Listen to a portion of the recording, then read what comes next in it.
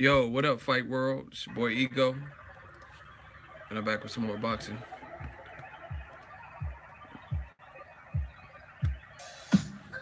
Yeah,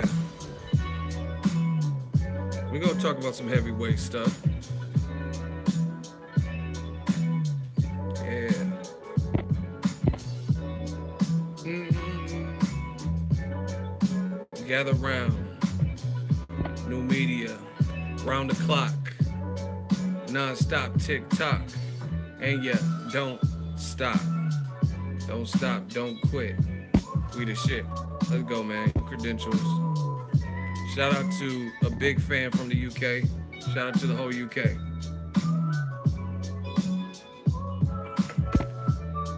Tell the truth. Tell the truth. Chicago, I see you. Let's do a roll call.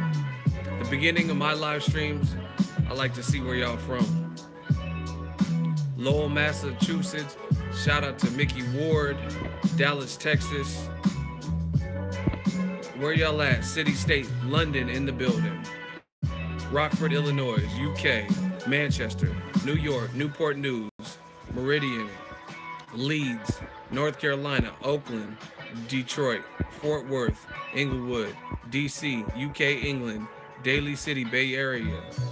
Big ups from New York, Bristol, UK, Brooklyn, Rochester, New York, Mexico, Shreveport, Louisiana, Arlington, Texas, Pritchard, Alabama, Raleigh, North Carolina, the Bahamas, Vegas, Boogie Down, Bronx, Hatfield, Chi-Town, Mississippi, the GI, UK, Lutton, Motor City, Detroit, Washington, Riverside, wow, Baltimore, we all in here.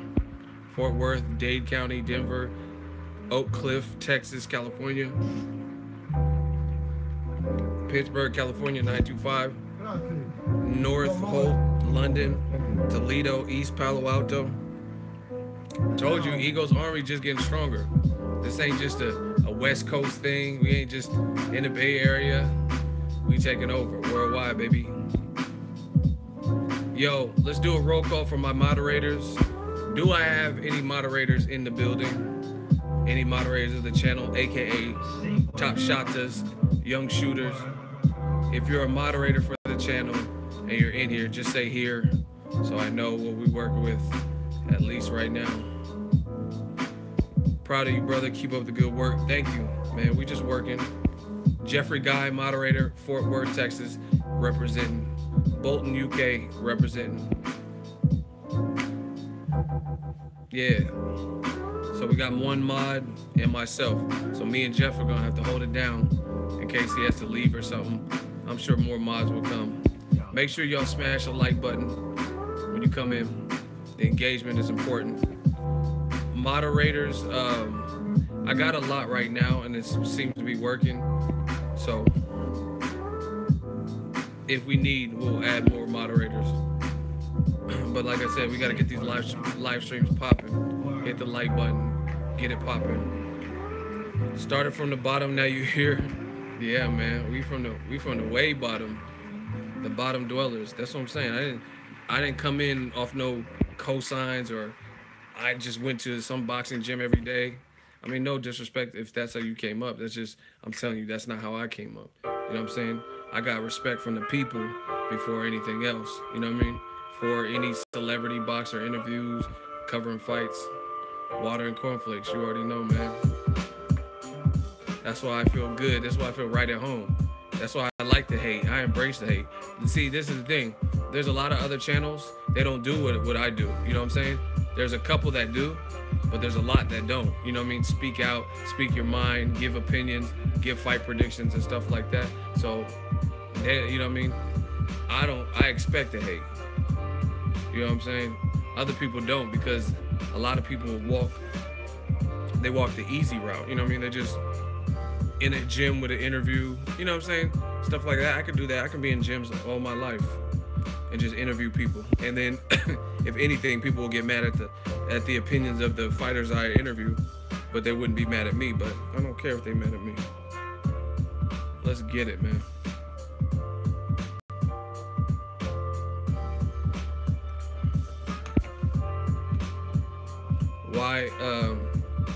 why fit in when you was born to stand out? Let's get it. So, the latest and greatest, y'all know how I give it to you, pause. Deontay Wilder, Luis King Kong Ortiz, the Bronze Bomber, and King Kong have agreed to the terms of their fight. No, it's not official, so if you go to Premier Boxing Champs, you're not going to see any posts, but Ego Rumor Mill, word on the streets, they agreed to the terms, which is a great step in the right direction, because usually that means the announcement will be coming soon. They probably, you know what I mean, if they agree to the terms, maybe one person signed the contract and the other person did, maybe they both signed it, whatever. Good fight, real good fight. That's why I'm doing this live stream. And I told you, man, this was not going to be a good year for some of y'all. And I feel like new media, we just keep succeeding.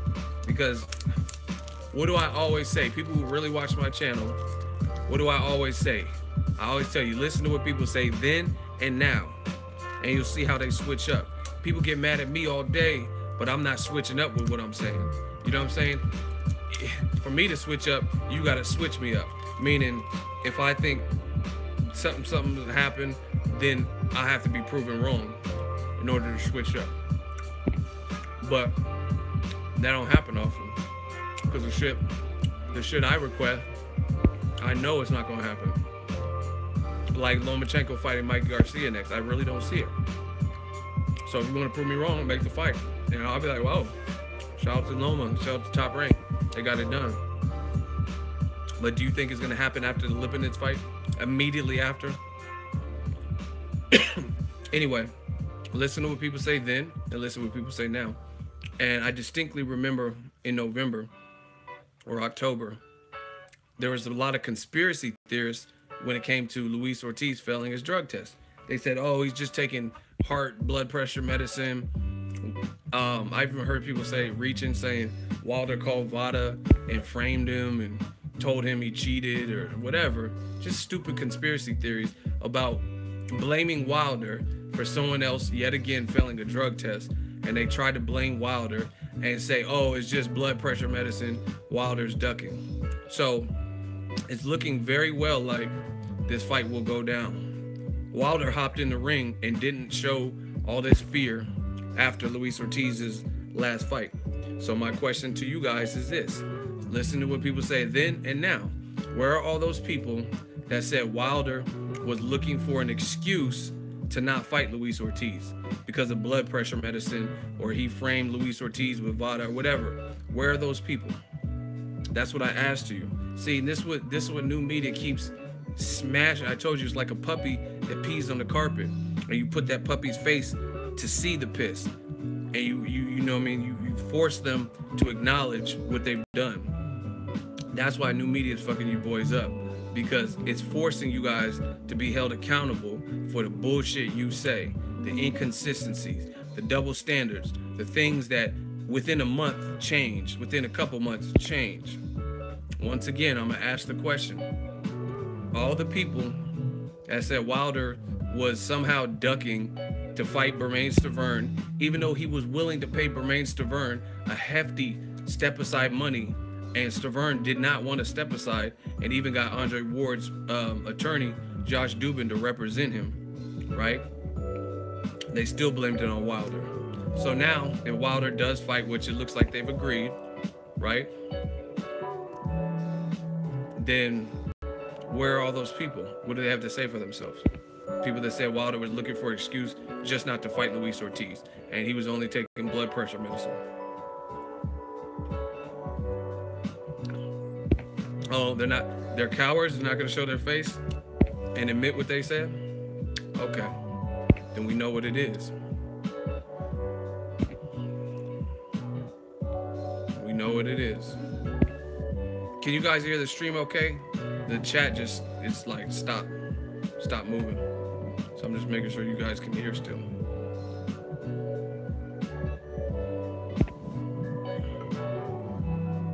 Boxing ego, you are boxing. Well, I'm glad you feel that way.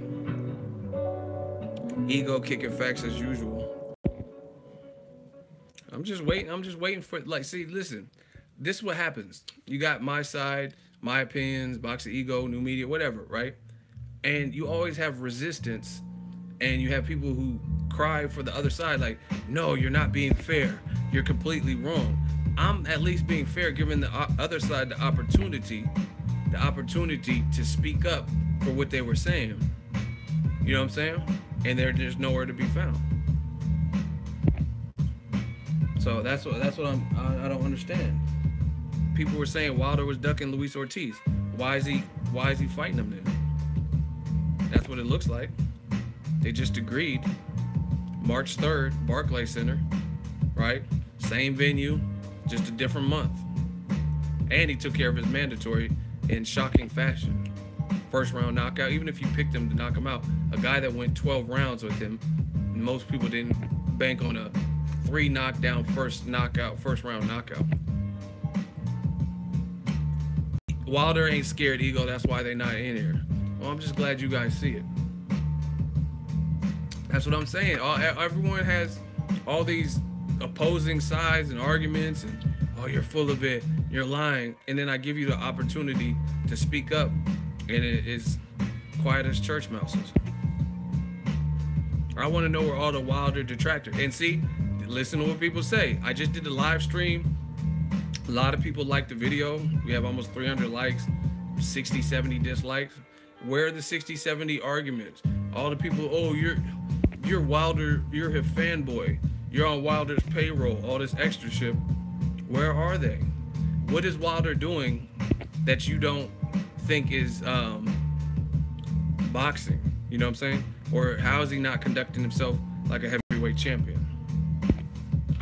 That's what I want to know. Because everyone says, oh, you're defending Wilder. So defending him against what? He's doing these are his actions. I'm just talking about it. So what am I defending him from? Do I think Wilder beats Ortiz? I mean, that doesn't matter. The fact that he's taking the fight, that's what matters. It's a good fight. I would pick him to beat, yes, I'm picking him to beat Ortiz. But I'm not saying it'll be easy. Ortiz can scrap. All right, Jay Don, step in the hot seat. This is how we do these boys. 2018, these dudes are getting washed. Wilder's trash. Based on what? What's so trash? See, I tell y'all.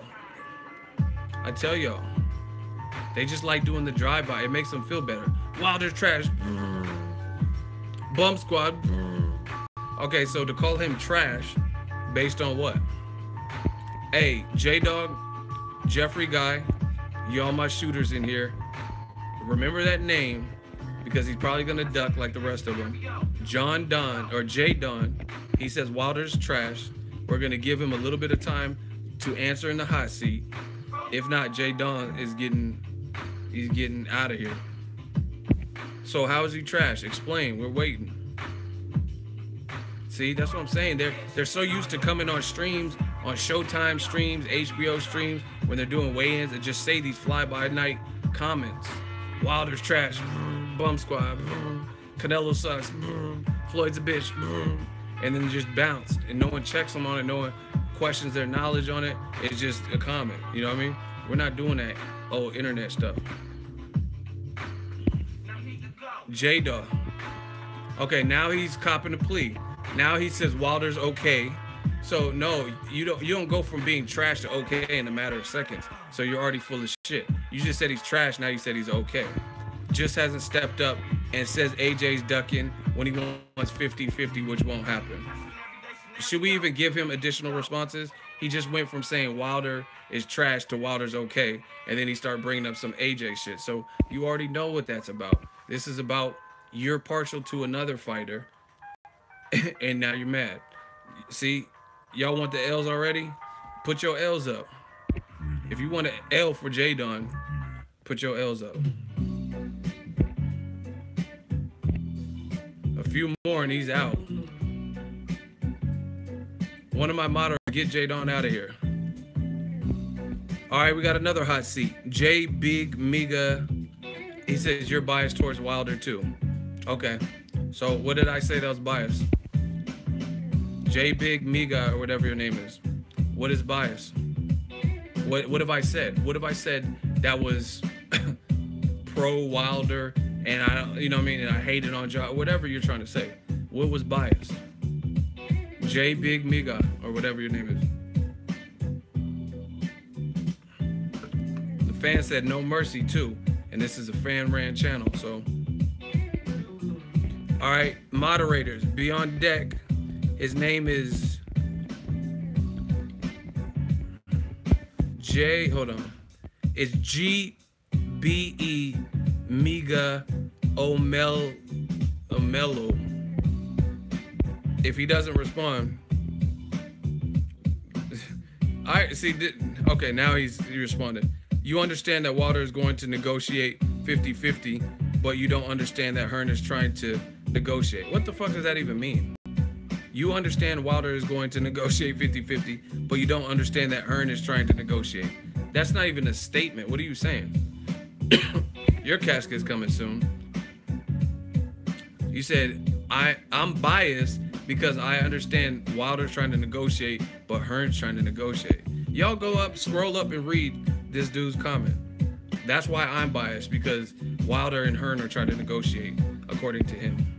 Strike one. Anything else? Why else am I biased when what you said didn't even explain how I'm biased?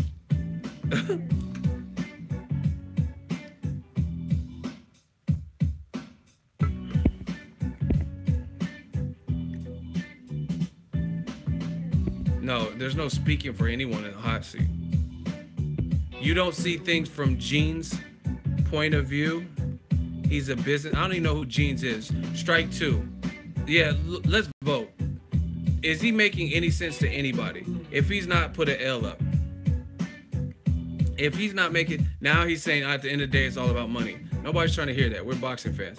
If he, just put your L's up if he got an L. If he didn't explain how I'm biased. So I'm biased because it's at the end of the day it's all about money. How does that make me biased? Moderators, get J Miga out of here. Caught 2 bodies already.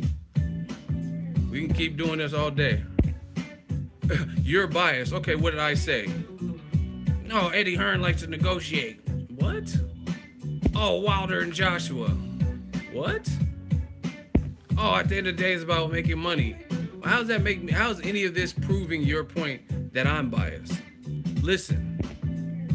Why? Listen, if these people are in the hot seat, how is it so hard for them to simply elaborate on what they already said? You know what I'm saying? Like, this is what you said. This is like, I know my boxing, I know Ego Army has to like be very smart. You know what I mean? You guys are coming back. I see a lot of regulars and stuff. What, like, for example, let's say you have a favorite pizza place and I've never been. So my question is, what's so great? What do you like about it? I guarantee you'll be able to tell me if it's your favorite pizza place. I'm sure you could tell me at least one thing that you like. Oh, the crust is hella good. Great customer service. The pizza sauce they use. The pizza, the slices are hella big. You would be able to say something. But listen to all these dudes. Oh, you're biased. You're biased, right? And then I ask them, you're in the hot seat. I'm asking you one thing. Like, tell me, explain, elaborate. They can't give me one reason of something I said factually that puts me in this bias. So to me, that shows that you're biased because you're calling me biased and then you can't even elaborate. Damn, I'm making you hungry. You want some pizza? That does sound good as fuck. Who's in the hot seat? Who y'all want? Who's Khan? All right. This is an easy one. Asim Khan with a Malcolm X. It has a picture of Malcolm X. He says that Deontay Wilder is ducking Dillian White. Please, I would love to hear this. Okay, I get it. You said Wilder's ducking Wright, and now you said it again. Why is Deontay Wilder ducking Dillian White? But I just told you he agreed to fight Luis Ortiz, which is a better fight. So, 5 million, bro. What does that have to do with anything? So, okay, just to, we got to hurry up because the fans want to see you get burnt to a crisp. Biggest paycheck, bro. Okay, so what is a tougher fight for people in the division? Luis Ortiz versus anybody or Dillian White versus anybody, right? What is the tougher fight? Who is the tougher opponent? Who has the most momentum? Things like that. Okay, but listen, because now you're sounding very stupid. I'm asking you a simple question. Who has more momentum and who is considered more of a danger to any heavyweight out there between those two? Luis King Kong Ortiz or Dillian White? Who would you say is the bigger threat to other heavyweights? Like Luis Ortiz versus Joseph Parker, King Kong versus AJ, Luis Ortiz versus Wilder? Or would you say that Dillian White versus Wilder, Dillian White versus AJ, Dillian White versus Joseph Parker, right? Okay, so you're saying the body snatcher, bro. So you believe that Dillian White is a tougher fight, and right now he carries more momentum and he's a more dangerous fight. That's what you're telling me. Explain. Based on what? Dillian White and Luis Ortiz are probably both about 6'4". Luis Ortiz is a southpaw. Ortiz is 60 years old, bro. Oh, well, he knocked out his last opponent, and he didn't look 60 when he knocked him the fuck out. They're about the same height. Luis Ortiz is a southpaw. Dillian White, I believe, is orthodox. Dillian White has been stopped. Dillian White, in my opinion, lost to Derek Chisora, and Luis Ortiz is undefeated. Like, the cremation is near. I just want you to keep talking so people can see how dumb you sound. He said Ortiz is inactive, but he just fought. And just so you know, this is how stupid you sound. The thumbnail for the video you are currently on was from a couple weeks ago. And it was the night Luis Ortiz fought. Right? Listen, none of all that stuff you're saying, because now you're just trying to squirm because you're getting killed.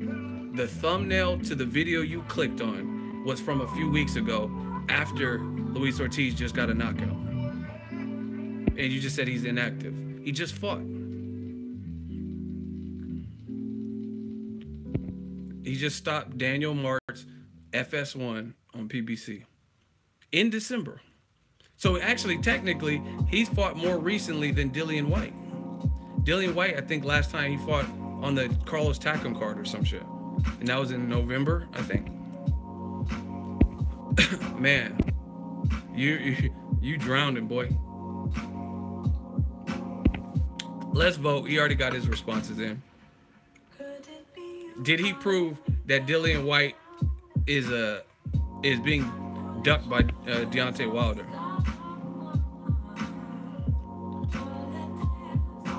Everybody put your L's up. Shooters, be on deck. A couple more L's, he's out of here. He has a picture of Malcolm X and it says Ashim Khan. I had a fair argument, don't chuck me out. Your argument is not fair. No one believes you. You need more people. Listen, the only reason Dillian White is even ranked higher in the WBC than Luis Ortiz is because he had that episode with the no, you can block him. He got blocked. Jeff, don't unblock him. I'm just talking to the fans now. He needs to be blocked because the fans voted him off. Listen, he needs to be whoever that y'all. Bro, I just blocked him. No one unblock him. The fans voted him off. He definitely got buried in the hot seat. Listen to me. I cover boxing. Luis Ortiz was ranked higher with the WBC than Dillian White up until recently. The only reason that he's now ranked number 3 and Dillian White's ranked number 1 is because he had that episode with the drug test. So they took him out of the rankings and then they had this hearing, and then when they put him back in the rankings for whatever reason, they put Dillian White above him. But Luis Ortiz, aside from that episode with the blood pressure medicine, he was also Joshua's number 1 mandatory. He failed the test, but he proved to him that it was a legit thing and a mistake, so they were running with it. So once again, just listen to what I'm saying, listen to my arguments, and listen to what they're saying. He's trying to say that Dillian White has more momentum and is being ducked by Wilder, but I just told you that Wilder and Luis Ortiz agreed for March 3rd. So it should be a matter of time before the fight is announced. They have a venue. They've agreed to the terms. What? That's what I'm saying. Like, listen, if you're in boxing and you have a good point, you don't have to lie. You don't have to lie to make a point. You know what I mean? Luis Ortiz, he's definitely considered a bigger threat. He's undefeated, just that alone. Versus Chisora, in my opinion, beat Dillian White. And even if you don't count that, AJ knocked him out. And you see how they have to lie? He said Ortiz is 60. Like, okay, let's say he's a little bit older, but 60 years old? Really? You really think he's 60? Like, you know what I'm saying? Like, isn't like Hulk Hogan like 60 or some shit? You know what I mean? Like, you think he's that old? That's what I'm saying. These dudes come from no facts. They get in the hot seat and they have to lie. Like, I understand some of the Cubans lie about their age, but 60? He said that Luis Ortiz was 60. Do you understand? That means Luis Ortiz was born in the 50s. Like, for real? That's what you really believe? Even if he's a little bit older, let's say he's 45, 46 or something, like Jay-Z's age, but 60? These dudes can't fuck with me. He was exaggerating. So, okay, so why do you have to exaggerate to make your point? If you're in the hot seat, fans want the facts. You know what I'm saying? If you said, no one would complain if you said he's probably closer to 42, 43, because that might be true. Maybe. I don't know. They say he's 38, but maybe he's early 40s or some shit. But to say 60, you're deceiving the public. You're talking about he's exaggerating. And if you want to vouch for him, you could be in the hot seat too. Period. So even if you were to use that, like, see, that's the thing. These casuals can't even, like, you can't even. It's just like we treat the hot seat like court. You know what I mean? You wouldn't be able to prove. You have nothing to prove that Luis Ortiz is not the age he says he is. You really don't. So it wouldn't be something that's admissible in court. You know what I'm saying? And definitely you can't prove that he's 60. You know what I mean? Wow. Someone said Sugar Ray Leonard is 60. See, that's my point. Like, really? Luis Ortiz looks that old to you? That he's like up there with like a person like Sugar Ray? Like, come on, man. But that's what these dudes do. It's all emotion. And then they say I'm the biased one. Yo, we got 200 plus people in here. Make sure you hit the like button. I'm just doing a quick live stream before this UFC card comes. And I'll probably do one after. Depending on what the engagement is like for this video. I might do a standard post-fight video, or I might do a live. But we got to get that engagement up. Hit that like button.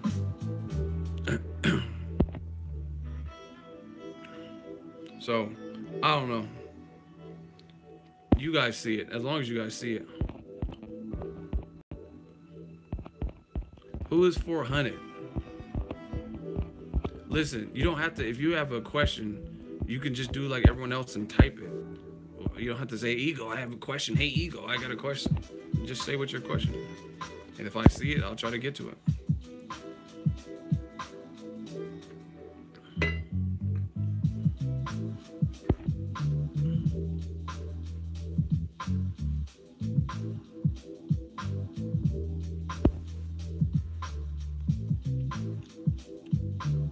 Marquise Black back with some more dumb shit.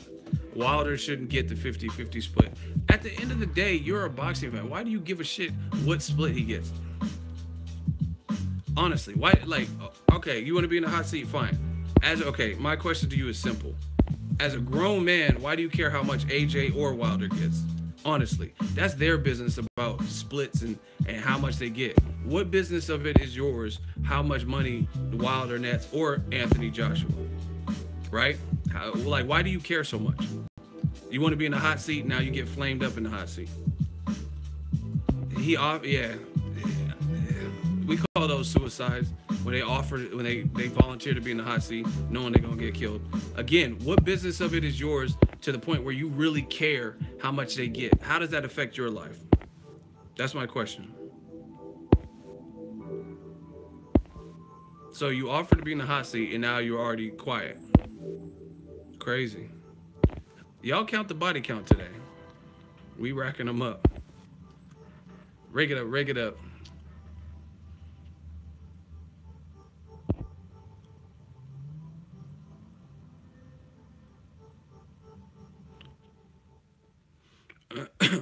I'm not hitting the desk. I'm hitting the scrolling up to see the comments because it's going too fast, so I can't see it. So that's my hand hitting the phone.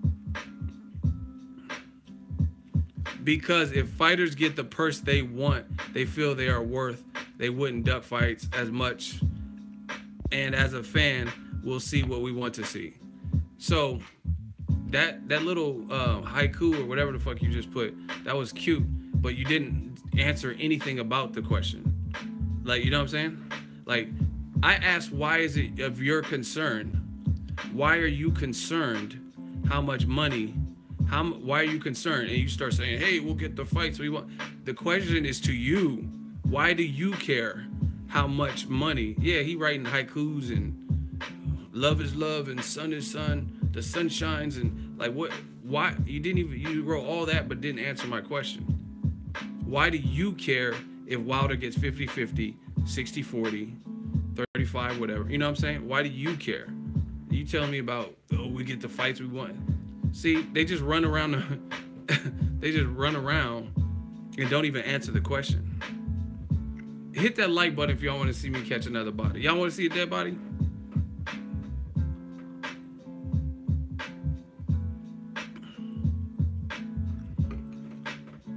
All right, put him on the timer.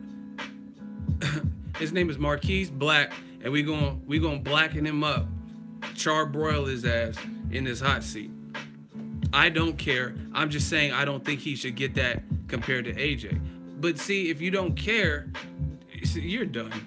You don't care, and you just admit it doesn't affect your life, but you're so adamant. You're not part of Shelly Finkel's family. You're not part of Bronze Bomber team. You're not part of Matchroom, Eddie Hearn, AJ. But yet, you know what I'm saying? You're not even like me, who is like at least a personality in the boxing game. You know what I'm saying? Like a voice with like a decent sized following. You know what I'm saying? So you're just a random person that really has nothing to do with boxing other than the fact that you like boxing and you're a fan. And then you beg to be in the hot seat for that? You really want to be in the hot seat to get flamed up? Moderators, the fans have spoken. Get Marquise Black out of here. He's like, I don't care. So then who cares? That's what I'm saying. So you would, as a fan, you would rather interject so much to the point where a fight doesn't happen because a promoter uses purse splits as an excuse to not make the fight, and then you're basically an enabler at that point. That's not. I'm not like that. You know what I mean? Like, ultimately, we can all have opinions on should Triple G take a flat rate or whatever, but I literally don't care. I don't care if he took a flat rate. I just want to see the fight, because whether he got the flat rate or if he got a percentage split or if he owed back child support, none of that shit matters to me. Like, it doesn't matter if his check gets garnished for child support or whatever. Like, I just want to see the fight. I'm a fight fan, not another man's bank account fan. So that's what I'm saying. People putting too much on this 50-50 and speaking on another man's worth. These are the fighters risking it all. You know what I mean? Putting their life on the line, right? They're the ones doing it. We can all have an opinion on what we feel, but some of you guys are basically almost enabling the prevention of the fights to make these excuses. That's the thing I have a problem with, is now the promoters can run with that. Oh yeah, the fans are just willing to. That's what I'm saying. The power's in the people. Like Pac said, the power's in the people. In politics, we address. And if we keep allowing networks and promoters to have the power like they've had in the past by not pushing for the fight. See, and this is what I'm saying. This is how you know there's so much emotion. Just how you know so much emotion. Like, Rigondeaux called out Vasyl Lomachenko. On my channel, I pushed for the fight. That's what he said he wanted. I didn't mind seeing it, even though I knew what he was up against. And I'm at least glad I got to see what would happen. Now, one person, now they both have a loss on the record, and we got to see it. That's what it's about. You know what I mean? But if people kept making excuses like, oh, Rigondeaux, he doesn't deserve this much and this and that, like, I just want to see the outcome of this shit. You know what I mean? I don't want to see Wilder or Joshua permanently disabled or maimed from boxing, but I think I think they'll be all right. They'll make good money, have a good fight, and then keep it pushing. Whoever loses, loses. It's boxing. It happens. I mean, Danny Garcia and Keith Thurman. Did you ever hear me say they should never fight? Ever.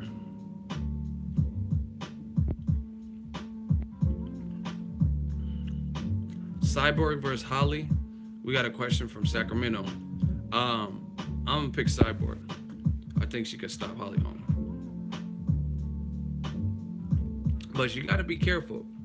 Holly Holm got vicious kicks. But like I said, it's a 50-50 fight. I personally really don't care who wins. You know what I'm saying? Because it's not like Ronda Rousey's still around, so like the winner is gonna get Ronda Rousey. So I'm leaning towards Chris Cyborg. I think she's vicious. I think she probably has like her fights. To me, she has less wear and tear. Holly Holm has a shot for sure. I just think I'm just leaning towards Cyborg. Thoughts on Inouye? He's sharp. I see the only downside to Inouye is two things. One thing he can't control, and that's ESPN putting him on the top 10 pound for pound list. That's bullshit. How is he number 9 pound for pound list, but Rungvisai beat the guy that ESPN told us was pound for pound number 1 since Floyd retired, but Rungvisai ain't on the list. Anthony Joshua ain't on the list, and Inouye is on the list with like 14, 15 fights. And at the time I think he had 14 fights at the time they put him on the list. That's stupid. That's bullshit, right? So that's not his fault. But Inouye can scrap. I like it. The only downside is that he's moving up in weight, I heard. And I wanted to see him fight Rungvisai, Juan Francisco Gallo Estrada, the winner of that. And now, or like Dwayne Beeman called him out. You know what I mean? Those are good fights, but now those fights might be pushed off if they even happen, because I don't know if other people plan on moving up. Just because he wants to move up doesn't mean everybody else wants to move up.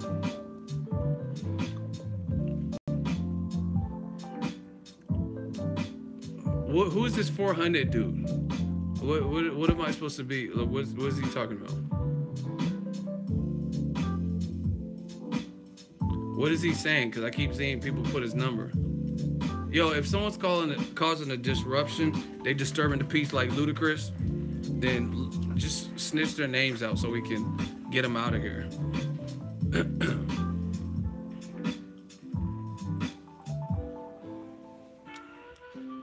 He said, do you put people in the hot seat who call AJ trash?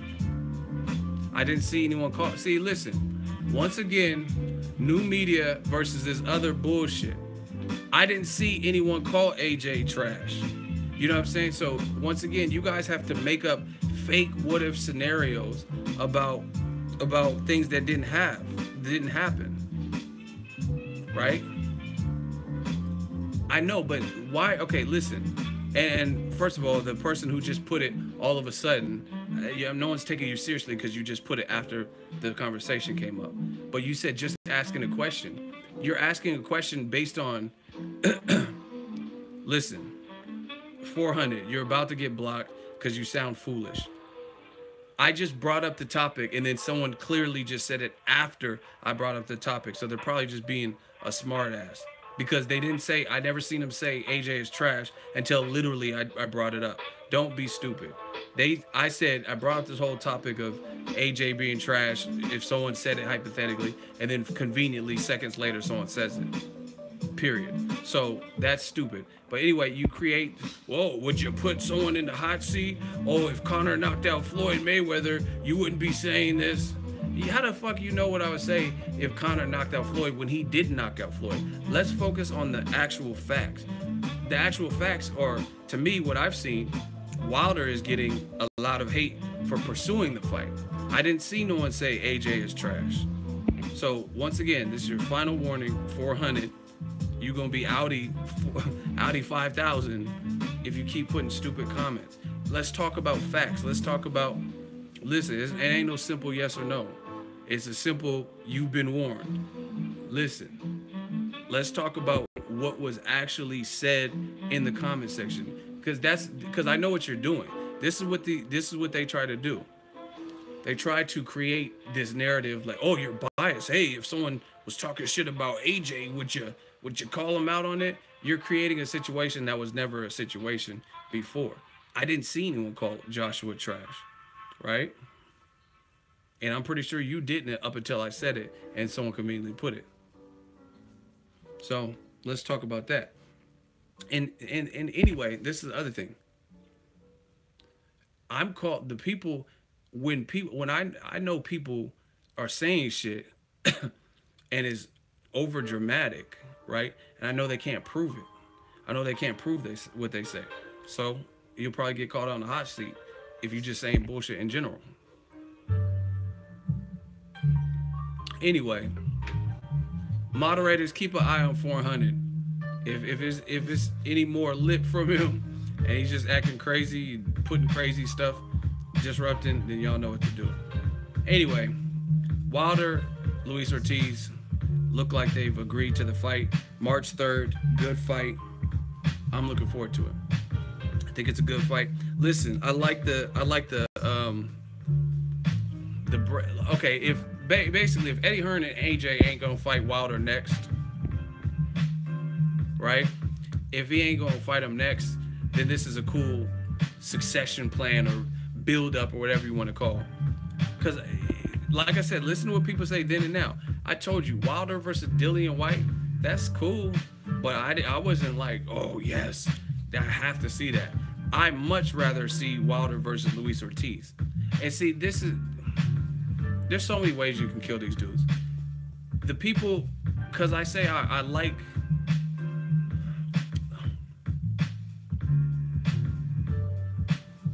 I'm just reading stupid stuff. Listen. Listen to me, people. Some people, because I've expressed my thoughts on a situation, now they're trying to peg me as like, oh, I'm paid off, I'm on Wilder's payroll, or I only love Wilder and hate Joshua. But answer yourself this. I just told you, just listen, people. Hold on. I'm about to catch a body and there's no one even in the hot seat. But I'm just going to hit y'all with the science right now. If y'all are still tuned in and y'all want to hear, can I get a hell yeah? I got to make sure that people are paying attention to the stream. And can I get a hell yeah? And I'm going to kick the science and I'm going to explain this imaginary hot seat. I wish I had someone in the hot seat. I really do. But I don't. But I'm going to explain their logic versus my logic. Okay, people are tuned in, people are paying attention. So check this out. Listen to what they say. They say, oh, Ego, you're biased for Wilder. Oh, Ego, you love Wilder. Oh, you're dick riding Wilder. All this like homoerotic stuff. You're on Wilder's payroll. But I just told you that I think Luis Ortiz, listen to it, people. Study the game, study the rules, study the people, and study the moves. I just told you, I feel Luis Ortiz is a more dangerous fight for a person in the heavyweight division. Yet, if you listen to when Eddie Hearn was throwing out Dillian White versus Wilder, I wasn't too ecstatic about that. I said, yeah, I'll watch it. It's solid. So if I'm this Wilder lover and it's not about boxing first and it's not about what's right for boxing or challenging fights, then why wouldn't I be the one pushing for Wilder to fight Dillian White, who has been stopped before, versus Luis Ortiz, which in my opinion is the tougher fight? You see what I'm saying? So they say I'm a Wilder protector, but how am I protecting Wilder when I just told you, and I just burned someone in the hot seat for it, that Luis Ortiz to me is more dangerous than Dillian White as of right now. Ortiz ain't been stopped. Dillian White has been stopped. You know what I mean? One's a southpaw, the other one I don't think is a southpaw. They're about the same size. I think Luis Ortiz is more technical. He can get on his toes. and his mobility is better, and I think he hits harder. So again,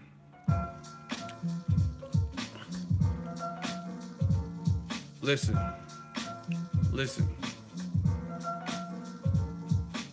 Some of y'all say stupid stuff. Why would I? Okay, so if I'm the Wilder protector, right?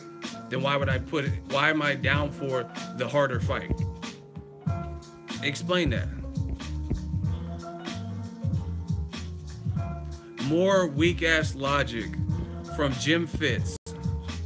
Ego, if a YouTube channel with less subscribers than you wanted to be paid more revenue than you, is that a fair deal? You're in the hot seat for saying that stupid shit. Listen, I tell y'all, they want to be new media so bad, meaning they want to come up with the clever points and I guess catch me up. Listen to what he said. I'm gonna read it again. Ego, if a YouTube channel with less subscribers than you wanted to be paid more revenue than you, is that a fair deal? Right? So we're gonna break down his logic. How the fuck is being paid 50-50 equivalent to a YouTuber with less subscribers than me getting paid more revenue than me? That doesn't even make sense. 50-50 means split down the middle. So what are you talking about if a YouTuber wanted more revenue? So you're basically saying in this boxing scenario, Wilder wants more money than AJ. Then that defeats the whole purpose of 50-50.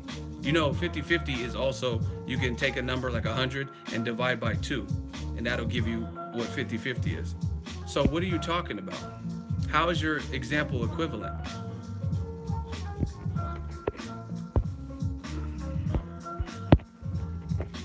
Please explain that.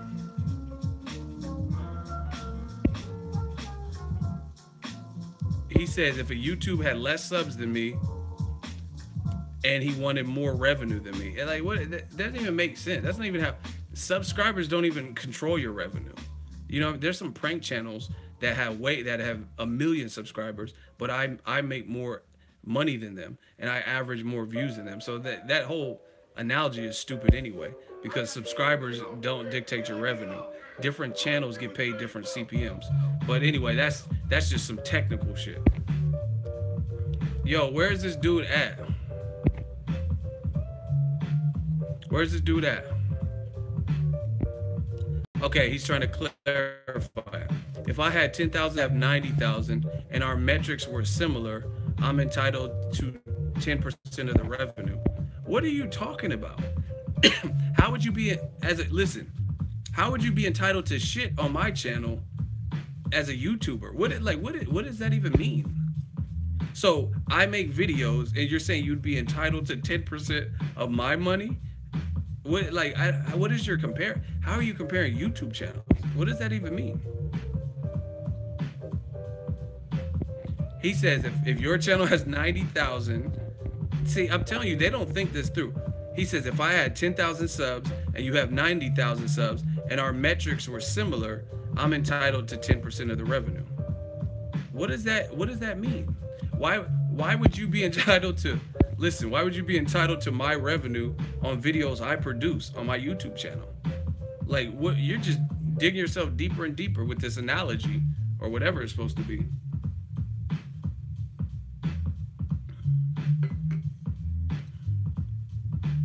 Like, that's what I'm saying. You didn't think this whole YouTube simile or analogy through. I get it. Okay, I have a bigger fan base, and don't say 90. I have over 100,000. So get my numbers right. So yeah, okay, I have over 100,000, and you got 10,000. But why would you be entitled to any of my YouTube revenue based on videos I produce? How is that relatable to Wilder and Joshua being in a competitive fight sport and they're negotiating a fight? And now he put ha ha ha, which let's go to the voting, because when you start laughing, that's how you know you got clapped. You don't even have a response. So if he got burned with his weak ass analogy, that's not apples and apples, put your L's up so we can get him up out of here. Moderator shooters on deck, Jim Fitz is the name. You bring your fans to the table. What? No, your whole analogy sucks ass. You You talking about, hey, if I have 10,000 subs and you have 100,000, then I'm entitled to 10% of your money on YouTube. So you're entitled to money for videos I produce on YouTube. It doesn't even make any sense. So that's what I'm saying. Listen to their analogies, people. What is it like? How is that relatable to two guys who are boxing, negotiating a contract to make the fight happen? Like, first of all, I don't care if your YouTube channel has 10 or 30,000 or 40,000 or whatever, that you wouldn't be entitled to any of my money. Why would you be entitled to any? I produce. That's what I'm saying. It's a horrible analogy. YouTube channels, I produce whatever I produce. I go cover these fights and try to give you guys coverage. So why would any YouTuber get a cut of my money? Like, how is that relatable to boxing, where they're all joining forces to Tyson versus Lennox Lewis? You know what I'm saying? And then there's a pot, and then they split it how and divvy it how they want. Horrible analogies. And I couldn't even begin to understand where he was going with it, with the comparison.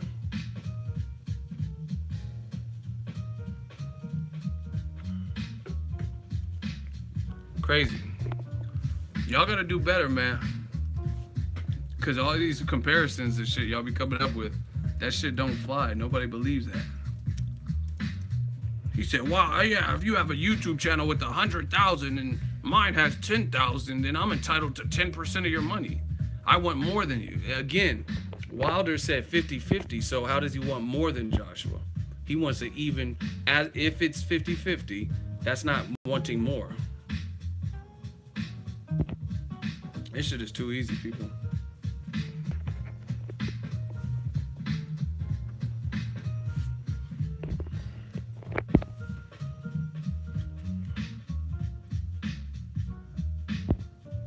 You're repeating LOL never thought topic. Ego. I don't even know what never thought topic means. But yeah, make sure y'all hit that like button. Listen, I ain't never seen this where fans are that angry to see a good fight. That's what it, you're biased, you're racist, you're this, and all, just to see a good fight. That's what I'm being like ostracized for, because I want to see Wilder Joshua. That's what this boils down to. Because I want to see Joshua Wilder. I'm extra everything. Crazy.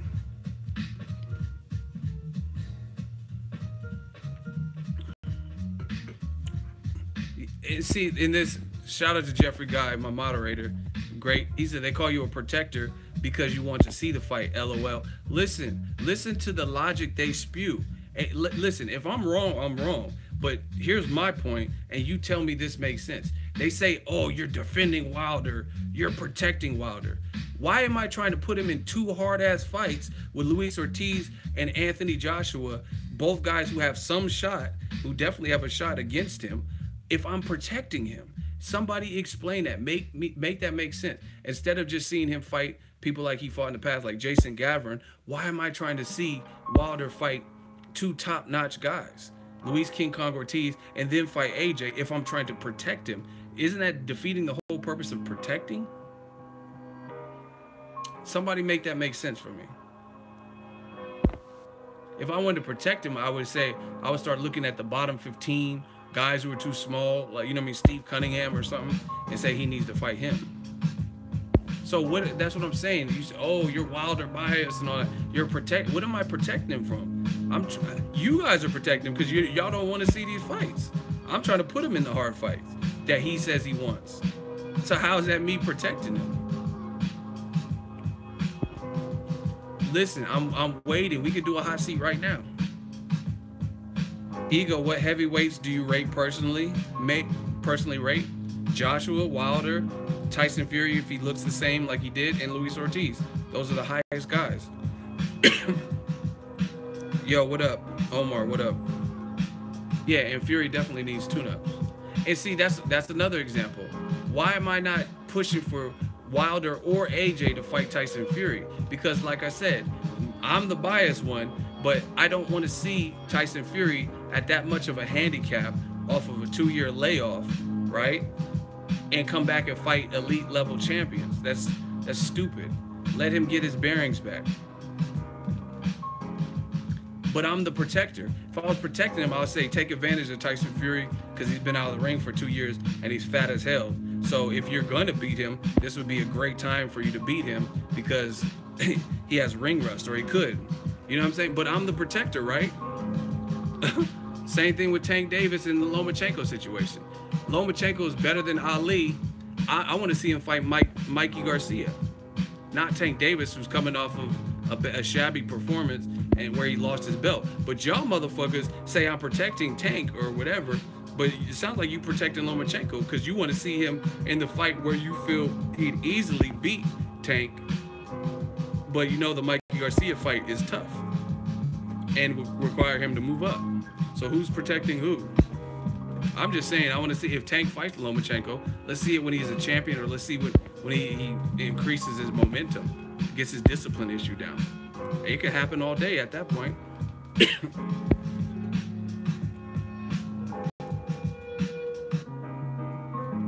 Povetkin's cool, but he didn't look good versus Christian Hammer. So I'd rather see the Luis Ortiz. At least Luis Ortiz knocked his person out in 2 rounds. Povetkin went 12 with Christian Hammer or whatever. Briggs versus Fury in a comeback fight. I'm good with that because Briggs hasn't fought in recent years. He ain't fought like top. I mean, no disrespect to him because he at least was pushing for the Klitschko fights and David Haye, and they didn't give him the shot. But he hasn't really fought anyone with a name as big as Tyson Fury. So that's a solid fight. Briggs is always dangerous the first couple of rounds, at least. He has more first-round knockouts than anyone, including Mike Tyson. Yeah, the fight hasn't been announced officially, but from what I hear, they've agreed. Barclays, March 3rd, Deontay Wilder versus Luis Ortiz, basically a reschedule. Tyson Fury, Dillian White, I have no problem with that. But see how realistic? That's realistic. Dillian White's still climbing up the ladder. Tyson Fury's a good boxer, but been inactive, gained weight, things like that. So that's fair. But I don't want to see Tyson Fury immediately come off of that. And I know he's like, message to the bodybuilder, I can fight at 25 stone. And I don't want to see you fight at 25 stone and all that extra shit. Because you weren't campaigning at 25 stone when you were active. So why do I want to see you all of a sudden, even if you think you could beat Joshua at that size? But listen, people, listen to what people say. Ego, you're protecting Wilder. Still, no one's answered the question. I'm protecting him, but I want to see him fight 2 hard-ass fights ASAP in 2018. But I'm protecting him. But I want to see, and listen, if you say Wilder, Joshua, not everyone's picking Wilder to win. There's a lot of people picking Joshua to win, right? So how is that a protection? Listen, I watch a lot of crime mob movies. Sometimes, let's say Sammy the Bull snitches on John Gotti and they put him in the witness protection program. The whole purpose of the witness fucking protection program is to get the guy who snitched on the mob boss away from the old elements, because now they're gonna probably try to come kill him for snitching and getting people sent away, right? The witness protection program, that's like them moving you into the apartment complex with the people you snitched on. That would be the equivalent of what they're saying I'm doing. Oh, you're protecting Wilder. You're protecting him. By wanting to see him fight, what's a 50-50 fight against Anthony Joshua, that's me protecting him?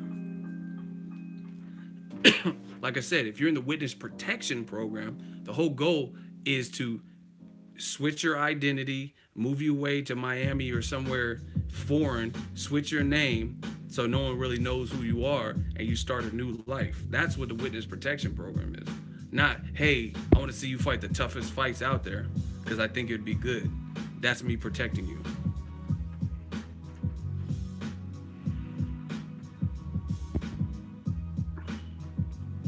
Crazy.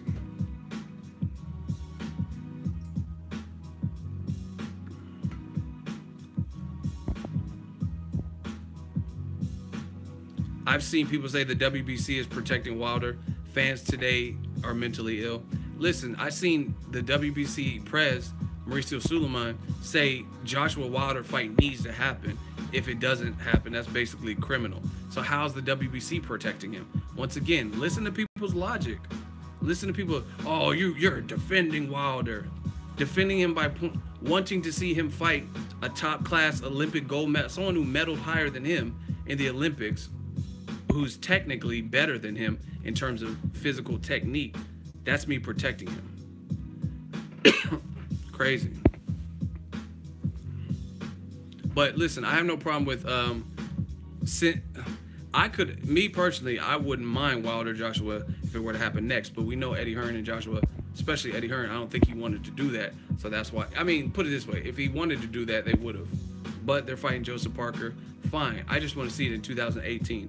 If Joshua beats Joseph Parker and Wilder beats Luis Ortiz, then why not fight next? I don't want to hear about, oh, throw Dillian White or Gerald Big Baby Miller in there with either. No, let's see them fight. You said you couldn't give us this fight. You know what I mean? Johnny Nelson with Sky Sports talking about Pulev or David Haye. No one's checking for that.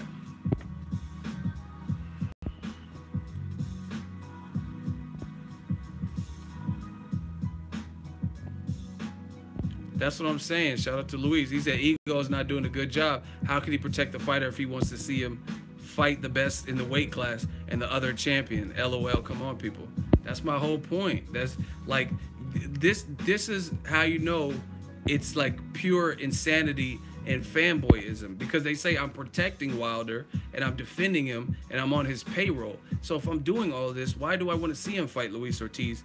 Why wouldn't I be pushing for him to fight Dillian White, which I think is probably an easier fight for his style than Ortiz's style versus Wilder style, or AJ?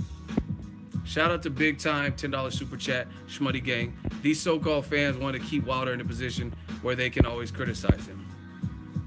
You said it best. You definitely said it best. That's the other thing, is like,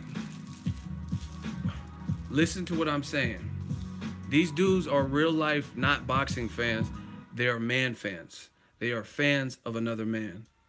I'm gonna say it again. They're fans of another man, aka man fans. And here's how you know. Wilder is highly criticized for his resume. I've seen people like Eddie Hearn bring up his resume, Johnny Nelson and Sky Sports bring up his resume, and fans bring up his resume. Oh, he doesn't have a signature win, a marquee win. He doesn't have, even though we know the drug cheats and people who failed and why those fights didn't happen, that's what they say. Oh, he doesn't have that big name on his resume. So Joshua would be that big name. There's no denying it. He has momentum. He looks the part. He's an Olympic gold medalist, right? But you man fans would rather keep saying Wilder is a bum and keep fighting bums, but then you don't want him to fight because he doesn't deserve, and he hasn't sold out a stadium and no one in New York knows him, and he's too small, and he windmills when he punches and all this other stuff. So it's like you can never satisfy these people. You could never satisfy him. You say he fights bums, but then we know Joshua is not a bum, has a higher medal than Wilder in the Olympics, but you don't want to see it. You're saying, oh, fuck a 50-50 split. I hope it doesn't happen. He don't deserve that. He needs to fight Dillian White. So how can he ever satisfy your needs as a boxing fan if you don't want to see him step up? You know what I'm saying? Like, same thing they did with Kell Brook and Errol Spence. I was on my channel. Errol Spence wanted that work. He was #1 mandatory, and he was pushing for the Kell Brook fight. But Kell Brook was like, so basically, realistically, he said nobody knows who Errol Spence is, and I want to fight Amir Khan or Manny Pacquiao or whatever, right? And you criticize Errol Spence's resume. So Errol Spence only fought Bundu and after Keith Thurman, and Chris Algieri after Khan and Pacquiao or Ruslan, right? So his resume is not good enough for you. Fine. Then why wouldn't you want to see him fight a champion, a top class champion like Kell Brook? It doesn't make sense. Either you want him to step up and prove he fights more than bums, or you don't. Since I don't use the bum, you know what I mean? I'm just going off of what they say. I don't think everyone he fought was a straight up bum. But either way, even if you did feel that way, why would you not want to see him fight Joshua? Joshua's clearly not a bum. And you're preventing the fight. Oh, this shit is too easy, man. We killing. Yo, Ego Army, salute to y'all. And then the other thing is this.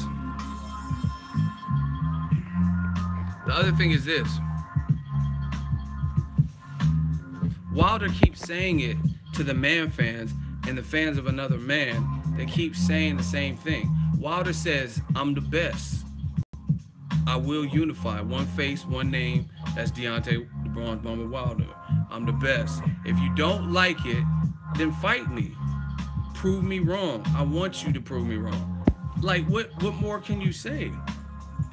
So even if you feel, okay, Wilder's full of shit, he's not the best, then fight him. All right, Sebastian, okay. we gonna put that okay in the mirror, reverse it. This is gonna be a KO. This is gonna be a breeze. Now you in the hot seat. You wanna talk slick, you in the hot seat. Ego, why do you speak for Wilder so much? Because I speak for the fucking underdog. Because I speak for fellow Americans and fellow black fighters that get treated like shit. That's why I speak for him. I speak out on injustices and social issues and double standards. This is why. This is why I speak up.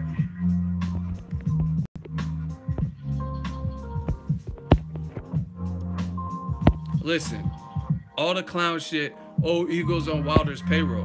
Oh, I'm getting paid, but it ain't from Wilder. Don't get it twisted. The money is getting, you see it in Super Chat. So like, if y'all really want me to get on my Floyd Mayweather shit, we could do that. I might start flushing money down the toilet, really make y'all motherfuckers mad.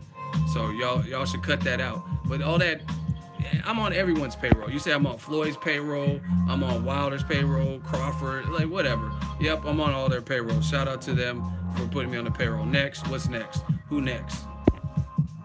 You dudes is getting bodied. That's why they have to say stupid shit. No, Ego's on Wilder payroll. You don't know shit about my finances. You don't know shit about how much I make. You don't know shit about my bank accounts. You better not. You know what I'm saying? What's my checking account number? You don't know. So once again, all that, oh, you're on so-and-so's payroll, you wouldn't know if I was, if I wasn't. Because I don't put my business out there. But anyway, where's this dude in the hot seat? See, they always slow up when that work come around. Sebastian, okay. He said, why do you speak for Wilder? I just answered you. Now, why do you have a problem that I speak on behalf of Wilder? I just told you. I speak for the underdog. I speak for the people who aren't fairly treated in the media. I speak for people who are victims of racism. I speak for injustices. I speak from the heart, from what I see. That's why I speak on behalf of Wilder so much. Why do you care that I'm speaking on behalf of Wilder so much? Who should I be speaking on behalf of? Come on, Sebastian. You tough, right?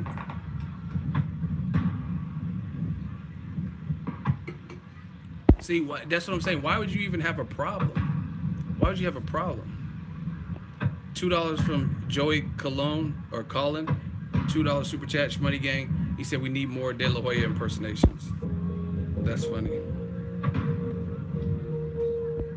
No, don't duck the question. You should be neutral, bro. There ain't shit neutral. Like I can have an opinion on my channel. What do you mean be neutral, bro? I'm speaking on what I see. You know what I mean? You're talking about being neutral. See, you're part of the problem with boxing. So if one person is aggressively calling out the best, and then other person is more passive about it, and then I speak my mind on what I feel or what I side with or what I like in that situation, you telling me to be neutral. There ain't no neutral unless everybody's doing the same shit. And guess what? Everybody in boxing ain't doing the same shit. So there's no equality, there's no neutral, and it's not from a point of being biased. If the tables were reversed and Anthony Joshua was on Deontay Wilder's helmet, pause, and he was like, yeah, you have to come see me. There's only one name, and he was doing it, then I would say, Wilder got to do something. That's how this shit works. So you got one more response, and let me know why you have a problem with me speaking on behalf of Wilder. You talking about, oh, you should be neutral. I'm not being shit. I'm doing me on my channel. And no one can change that. No one. So come on, Sebastian, come get this body. You gotta do something, baby. All right, moderator, Sebastian, give him to the count of 10. If not, if you don't respond, we gotta keep this stuff rolling. You fell for the mouse trap. They fell for the mouse trap, people.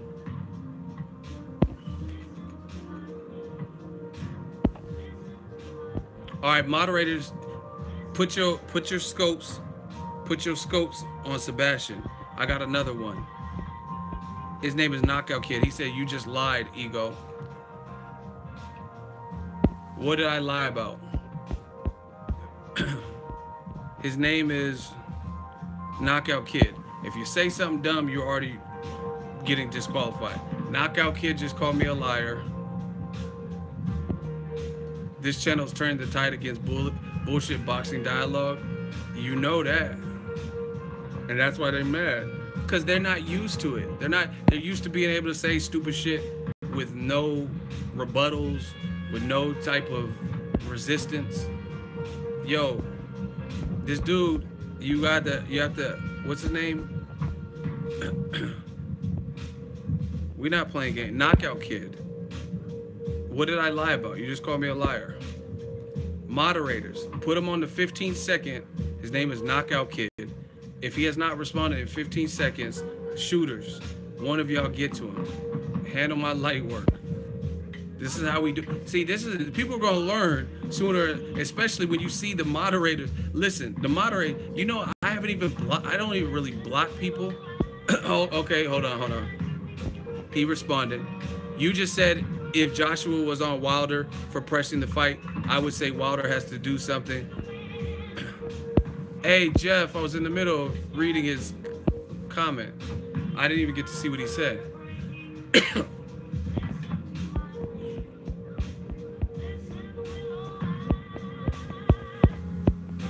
I didn't get to see Knockout Kid. Y'all gotta pay attention. Moderators pay attention. Because they deleted him when he was in the middle of, he actually responded in the time frame. What did I lie about? I know you counted to 15, but I was already in the middle of, he had already responded and I was already talking to him about it.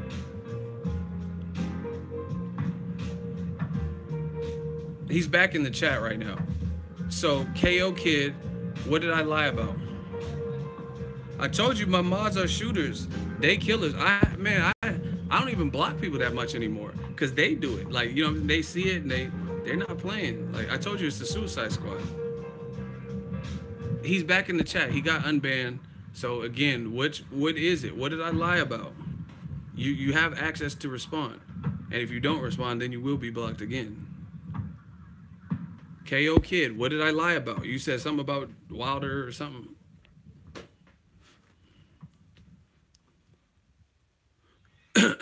He said I copied and pasted. Good. Okay, you just said if Joshua was on Wilder for pressing the fight, I would say Wilder has to do something, but you're the same person excusing Tank for not fighting Loma. Y'all want me to zip this kid? First of all, you said I lied. You said I lied. Where's the lie? What is the lie? I didn't say a lie. Again, they want to be new media. See, we should have just let Jeffrey block you because you're about to get blocked. But hold on, let me bury you first. Put you in the casket, cremate you, and zip you up. But Jeffrey, I guess he's psychic, and he knew your ass was getting blocked anyway, so he just jumped the gun a little bit. But listen, he said, yeah, because you wouldn't press Wilder for the fight, and you know it. For starters, you're speculating. You're telling me what I would do in an imaginary situation that hasn't happened. You said if AJ was pressing Wilder, that I wouldn't say anything. But you can't. How can you tell me conclusively what I would do in a situation that is not the case and is not happening? Wilder is pressing Joshua. That's a fact. Joshua has been a lot more passive. He said a couple things here and there, but he also said, hey, maybe not till 2019, 2020. Hey, I might not be ready for this guy. Hey, this. Hey, in the Formula One and tennis and golf, guys are a lot nicer, right? So you can't tell me what I would do in a situation that's not existing. Strike one. Now, strike two, you call me a liar. Now, I tell y'all, they want to be new media so bad, but they can't do it because they don't think ahead. They think for the moment and they think off emotion, right? Listen, stop responding and just get bodied. That's all you have to do. You keep responding because you know your time is ticking. Because you excusing one duck already, so is nothing to excuse another. Once again, you can't compare two different situations and just be, you say because I excuse one duck that I'm guaranteed going to excuse the other duck, which is something you can't prove because that's not the situation. Wilder's not, in my opinion, ducking AJ, and AJ's definitely not pressuring him the same way he's pressuring AJ. Boom. So that's strike two. Now, to really zip you up, the fans want to see you get bodied, burnt to a crisp. They want to be new media so bad, right? And they think they're killing it. They want to be new media so bad. They don't even compare apples and apples. Common theme. Gervonta Tank Davis is coming off of a lackluster performance, and he is not a champion where he lost his belt. I've said this time and time again. Keith Thurman, Errol Spence, Wilder, Joshua. Those are current unifications. So Lomachenko fighting Tank Davis at the moment, yeah, I'm not going to rate, I wouldn't mind seeing it, but I'm not going to rate that with a unification in a division, period. So you said I would, you just used two examples that aren't even the same, and then said I wouldn't pressure Deontay Wilder if an imaginary situation that is not the case is the case. Tank doesn't have a belt. Tank is not ranked within the top 15 of the WBO, the one belt Lomachenko has. So you said I'm a liar. Where's the lie? You haven't proven any lie, because we're not talking about two champions when it comes to Tank Davis. I said it time and time again. If Tank Davis was like, oh, okay, Lomachenko want that work, and he was down with it, then I would watch the fight. But given the fact that him and his team haven't been about it, listen, when they know they're getting bodied, listen to the responses. Who cares? It's a good fight, though. Okay, it's a good fight. We all agree it's a good fight, but he's not ranked in the top 15. He's not a champion, and he's not even coming off a good performance. And despite how good of a fight is, him and his team have not really addressed the fight in terms of, hey, we want to fight this guy next. So they have their own path. So yes, a non-champion, I'm not going to pressure him the same way that I'm pressuring. Now, AJ's side has said in 2018, we will fight Joshua. Eddie Hearn has said, my fighter, Joshua, I see him knocking out Wilder in the third round. Wilder, obviously, we know the shit he's talking about to AJ. Oh, Eddie Hearn don't want to fight. I'm a body Joshua, etc. So where's the comparison? Lomachenko is trash talking Tank. Tank, him and his team haven't really said nothing. They're not saying like, oh, we'll knock Lomachenko out. They're acting like, you know what I'm saying? They're not even really addressing it. And on top of that, he's not ranked and he's not a champion. So you call me a liar, you sound like the liar, my friend. Body bag, zip him up. They always want to compare two shit that's not the same. Oh, even if Tank had the belt, you would still say. You don't know what the fuck I'll do because he don't have the belt. End of story. Once again, new media, we deal with actual facts, tangible things, not what if circumstances. Oh, but if Tank had the belt, you wouldn't even complain. You don't know what I would do, and that's not the situation. You know what I'm saying? End of story. If this man just got served like B2K, put his L up. Put his L up, man. We raising hell and catching bodies. Troublesome. The lie is that you said you would pressure Wilder for the fight if he's on his head, but you lying because we know you wouldn't, because you doing something like that now is excusing Tank. You just said the same thing and I just bodied you. I literally just bodied you and you just repeated the same thing. Last question.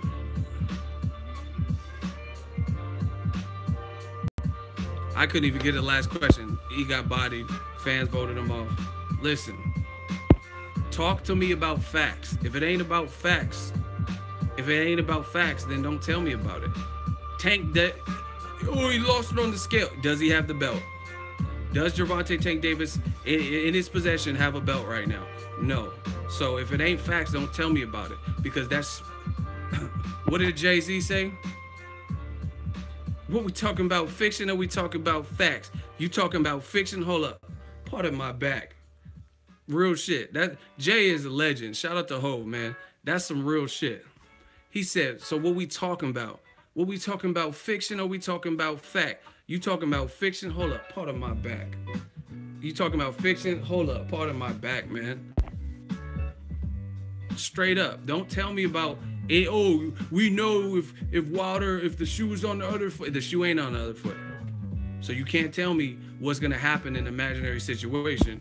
Yeah, but if Wilder didn't have a belt and he had to, like, no, that's not the fact. Wilder has a belt, Joshua has a belt, Tank don't, Loma has one belt. These are facts.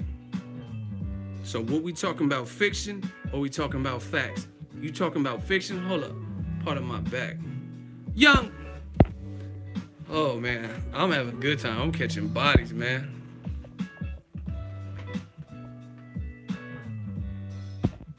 He said, why you playing these childish games with grown men? Quit playing the games you won't win. Oh my gosh. I'm feeling like Hov. Feeling like Hov out of this. Once again, why do they have to keep saying what if situations? Let's talk about reality.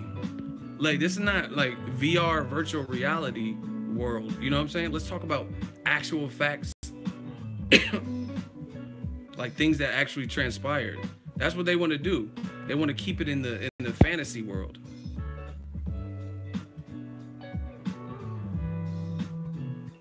I hate that shit.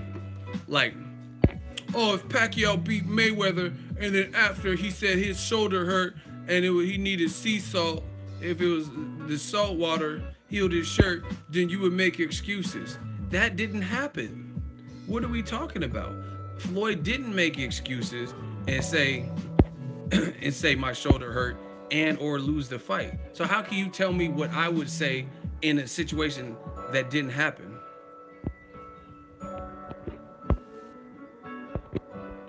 But if Floyd's shoulder hurt, you would just protect it. Like, that didn't happen.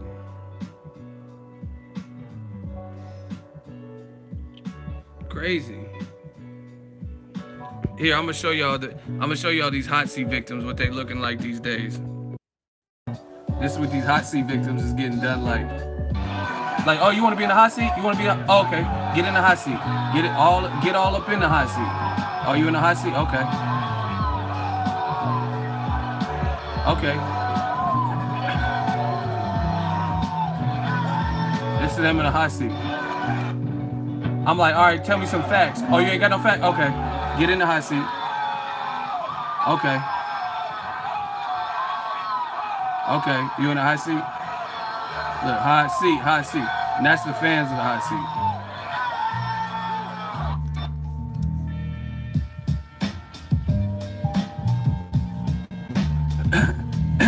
Shout out, this is the man fans too. This is what the man fans be doing. This is the man fans. I'm trying to show y'all the man fans. This is how they be doing.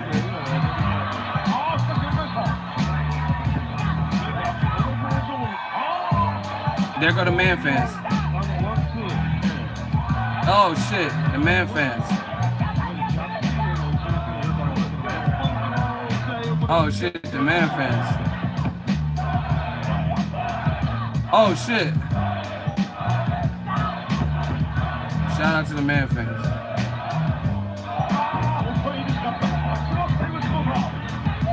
This is their man fans. Dip.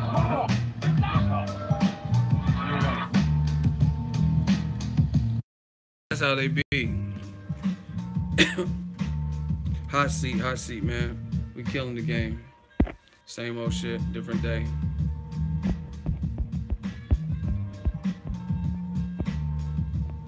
Hey, let me get this clown out of here. Amar. Get your ass out of here. I'm sick of it. Chat shit get bang and all this. Chat shit get bang. Listen. Why would you have to say this guy chat shit? Tell me what I said that was chatting shit. You know what I'm saying? You don't have to chat shit get bang and all this shit. Just tell me what was said that you disagree with.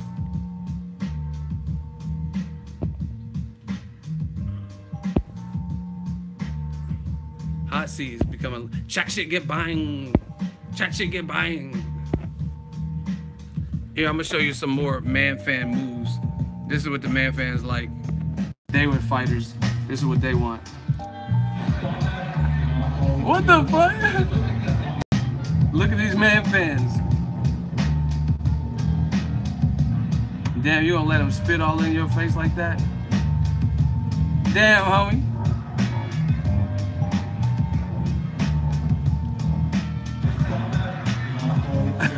Hey, he's tripping.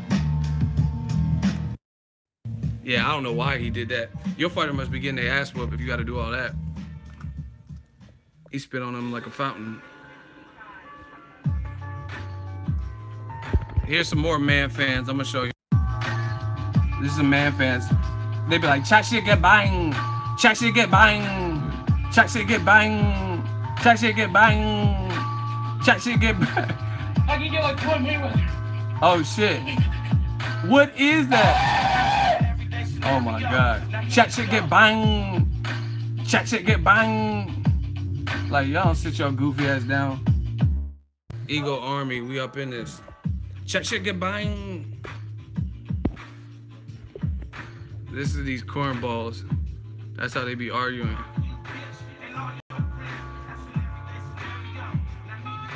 Here's some more man fan shit.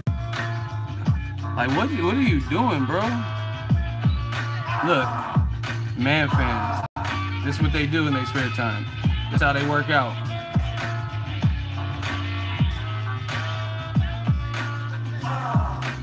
Man fans. Fan of another man. What the fuck? Man, you be out, man. I'm sick of these man fans, man. Chat shit get bang. Man, y'all gotta leave me alone. I told y'all 9-10 times ago, stop fucking with me. Told y'all 9 albums ago, stop fucking with me. I told y'all I got the 9 on me, stop fucking with me. Here, I'll give this to anybody that beats me in the hot seat right now. Chat shit get bang. I'm showing videos like that because I do what the fuck I want. Chat shit get bang. Shout out to Maggie. Chat shit get bang. Listen. Wilder Ortiz, good fight. I like it. Joshua versus Joseph Parker. Not bad. I'm actually more excited for it, even though it's not a title fight, or they both don't have titles. I'm more excited for Wilder versus Ortiz, and I'm just being real. But they're both good. And see, Showtime's killing you motherfuckers because I think AJ's fights are going to be on Showtime. So they got a big star. And look at how they're able to set it up. You know what I mean? Where Joshua's going to fight Parker in March probably. And then Wilder and Ortiz in March too. Wow. That's pretty groovy.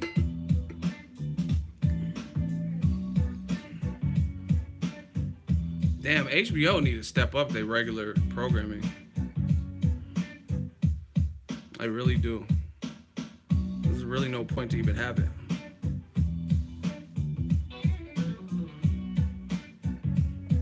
Yo, I'm gonna ask y'all about this too.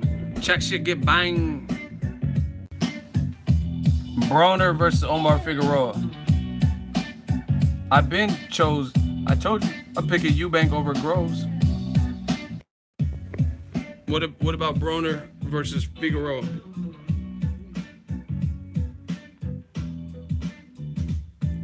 Broner Figueroa. Hey, I'm telling you, that could be a difficult fight. Both of them have fought at 40 and 47 before. Figueroa he has good cracks. He is relentless. He puts on a high volume, and that's what's giving Broner the most issue.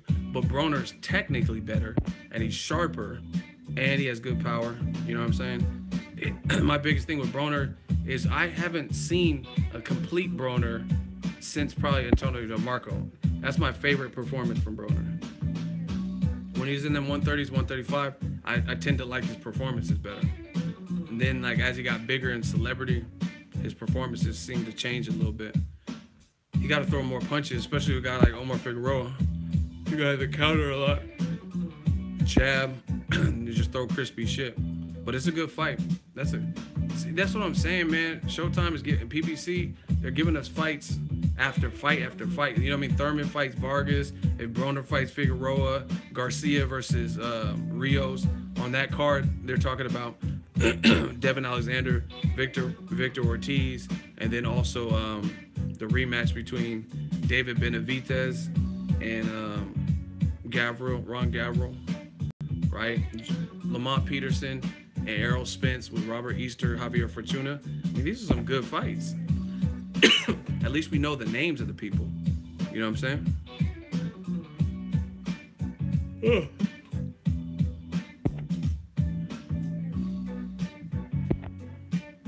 Yo, I'm about to get out of here. I want to just chill out before this UFC. I'm going to watch the Holly Holm card. Holly Holm versus Cyborg. Joshua fighting Ortiz? Nah, he's fighting Joseph Parker, most likely.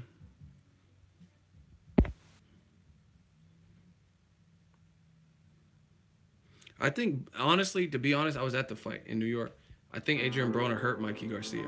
But Garcia's tough, good poker face. I think he hurt him to the body, but he just wasn't, he didn't capitalize, he didn't do nothing after he did it. Listen, if you're just joining the stream, make sure you smash the like button. We're trying to get over 250. But Broner, yeah, I think he hurt Mikey Garcia in maybe round 8 or somewhere around there. But he just didn't do enough, didn't throw enough. Again, if you're just joining the stream, smash the like button. Also, Deontay Wilder versus Luis Ortiz. Looks like the teams have agreed to terms, right? Have agreed to terms. And they're talking about March 3rd, Barclays Center, Showtime, PBC. Good fight. Real good fight. And see, this is what I'm talking about. Like, AJ and Eddie Hearn kind of act like the distinguished gentlemen of the UK. Like, oh, we like to handle our business. Like, AJ keeps saying stuff like, Klitschko handled his business off of social media, and he did it classy and stuff. Not everyone works like that. Not everyone's classy. Klitschko's 41 years old. You know what I'm saying? I'm sure Wilder and Klitschko have different lives. You know what I mean? Wilder's on a reality TV show right now. Klitschko, him and his ex, or his chick, Hayden or whatever, that's not might not be his thing. Yeah, he has a PhD. He's a different person. You know what I mean? Not everyone's gonna work like that. You know what I mean? But the thing is, one thing is, Wilder and Ortiz, it looked like they're just negotiating the shit behind the scenes. And I'm not hearing about purse splits and differences, because clearly in that equation, Wilder's the A side. He's the A side. But I didn't hear Shelly Finkel and Wilder's trainer and Lou DiBella and Al Heyman all doing interviews like, oh, we got to overpay Luis Ortiz, and he's getting paid 4 times more than what he's worth, and he's not worth this, and we got to overpay him to get him to come to the Barclay. You know, you're not really hearing that. You know what I'm saying? But that's all I'm hearing with Anthony Joshua's best opponent options. Tyson Fury, he has to sign the Matchroom. He wants money. Joseph Parker wants a lot of money. Wilder wants money. I mean, of course they want money. This is a business. Like Floyd said, I'm a prize fighter. I fight for a prize, dummy. Like, so, you know what I mean? It's like, it's funny because, like, even Canelo Triple G, when they did negotiate, they kept all that shit off the radar, because no one really knew immediately after the Canelo versus Julio Cesar Chavez Jr. victory that they're gonna pull Golovkin to the ring and all that stuff that they did, because they, you know what I mean, they handled it behind closed doors and didn't let it leak. Same thing with Wilder and Ortiz. It looks like they got they got the particulars down pretty good without anyone's involvement. So it doesn't benefit Eddie Hearn to keep talking about, oh, we have to overpay guys and they're not worth this, and they got to, AJ saying, oh, they got to be realistic, got to be reasonable with their demand. That stuff, just negotiate. That's how I feel. Just negotiate and see what you guys can come up with. And like I said, sometimes you have to, even if, let's say Wilder's not worth 50-50, so you never want to be undisputed, because I mean, you could get all the belts, but because you don't budge and he don't budge, then that means neither one of y'all can be undisputed. You know what I mean? Is that really what we want for boxing? Like, really, be honest. Oh, hey, he's not budging, I'm not budging, fuck it. No one can be undisputed. No one can be the end-all, be-all name at the division. That's, you know what I mean? So somebody has to budge. It's like you and your girl arguing and no one wants to apologize. And you're just going to never talk to your girl again because you don't want to text her first and she don't want to text you. Like, it's just childish.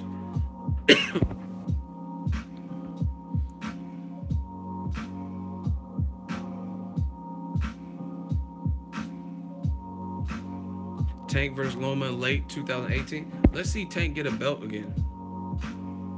Period. Let's see him get a belt again.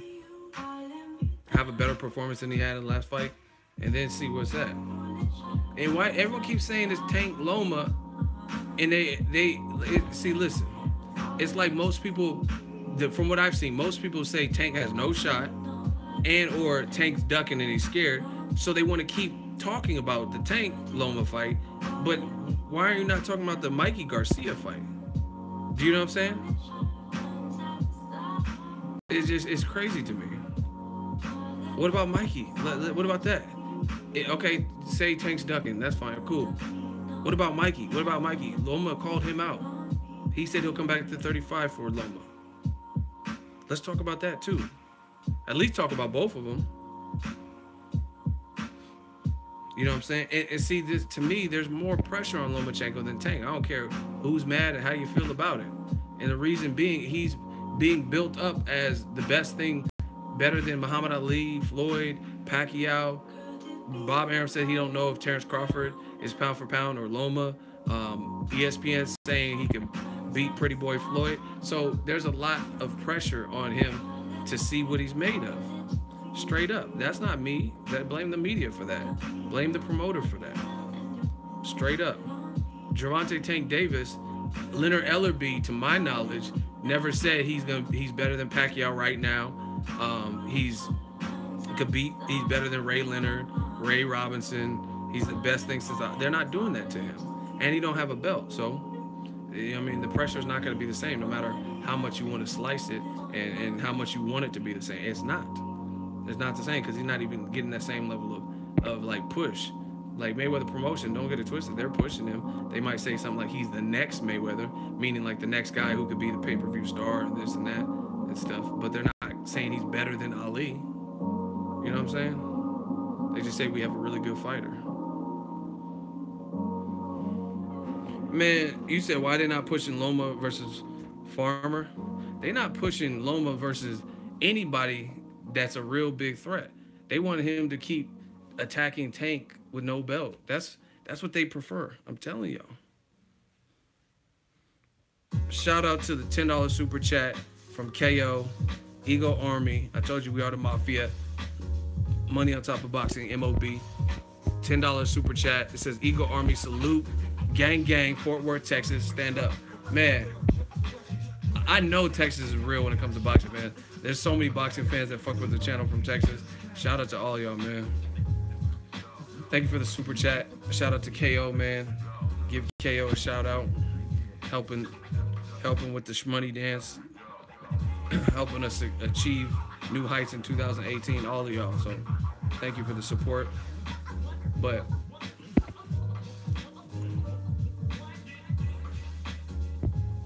like I said, man, my thoughts are very simple.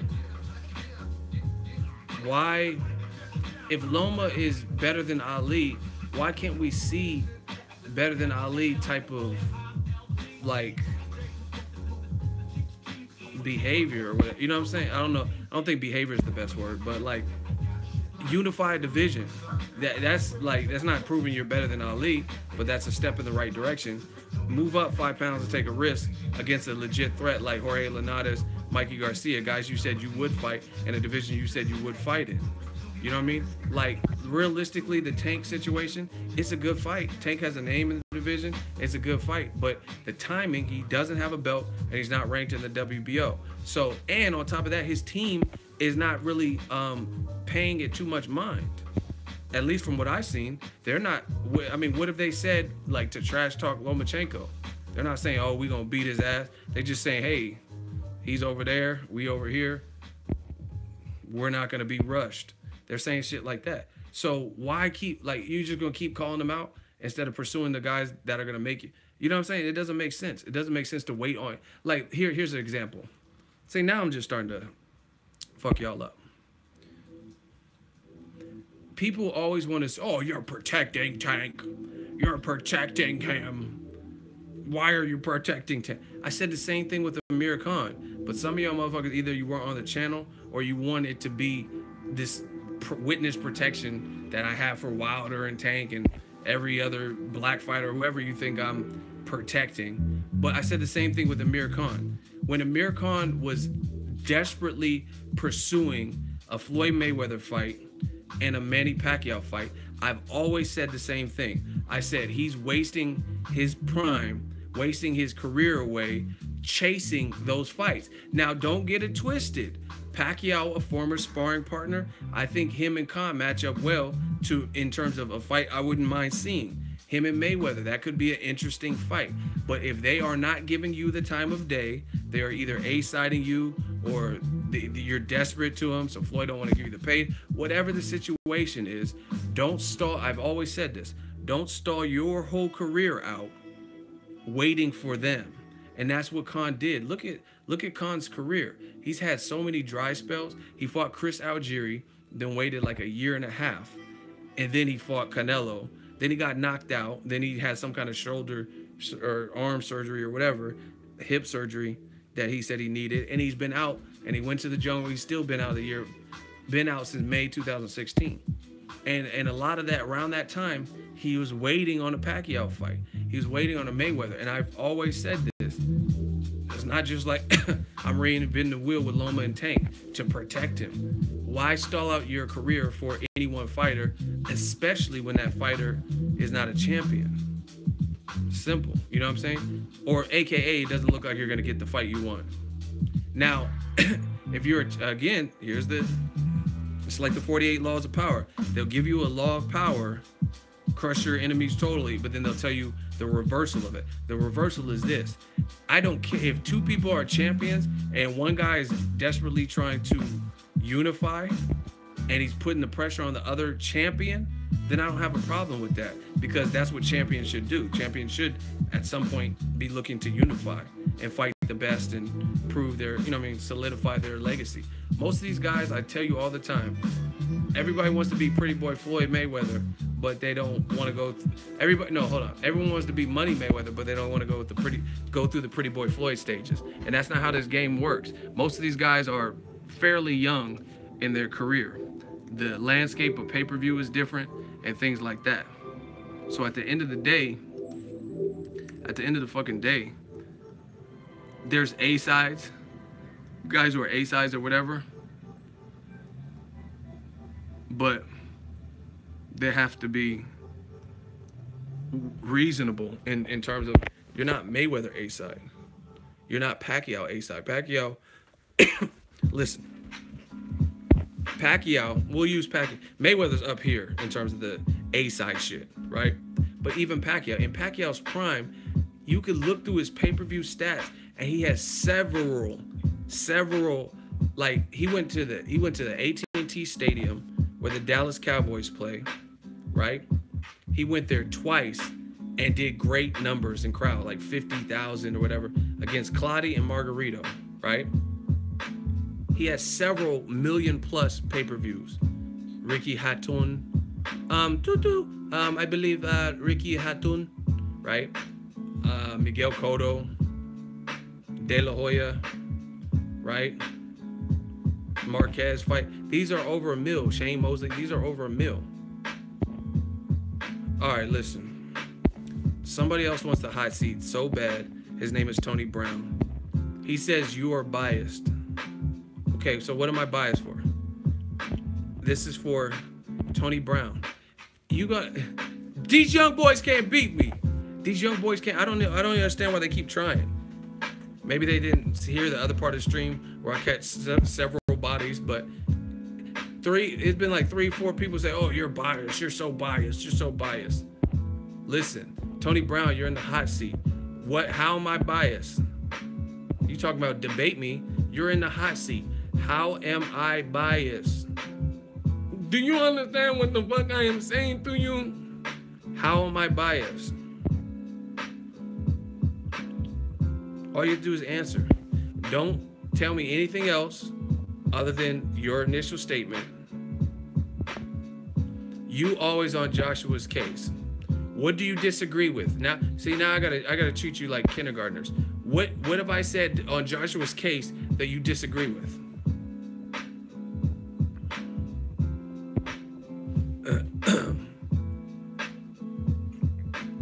So I'm on his case, so that means I said something to him or about him or whatever you're saying that you disagree with. Because if you agree, then you're not going to say I'm biased when you agree with me. So please explain that, Tony.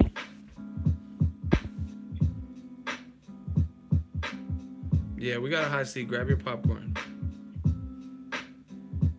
So what do you disagree with? I'm always on Joshua's case. Cool. Again, like Eminem said, I am whatever you say I am until you can't prove it. Once you can't prove it, then you got to clear my name. It's expunged. So all you have to do is prove what you're saying. Give me an example. Get specific. How am I on Joshua's case? What have I said? And what do you disagree with?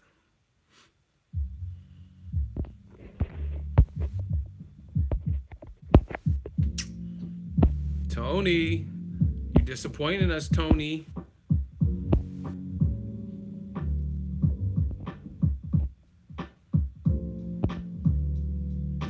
Tony Brown, it's a debate, so argue with a point. See, where am I? You're biased. Okay. All you have to do is tell me what I said that was biased.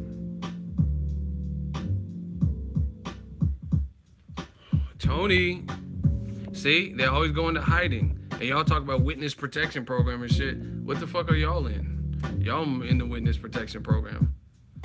Because y'all be disappearing like a motherfucker.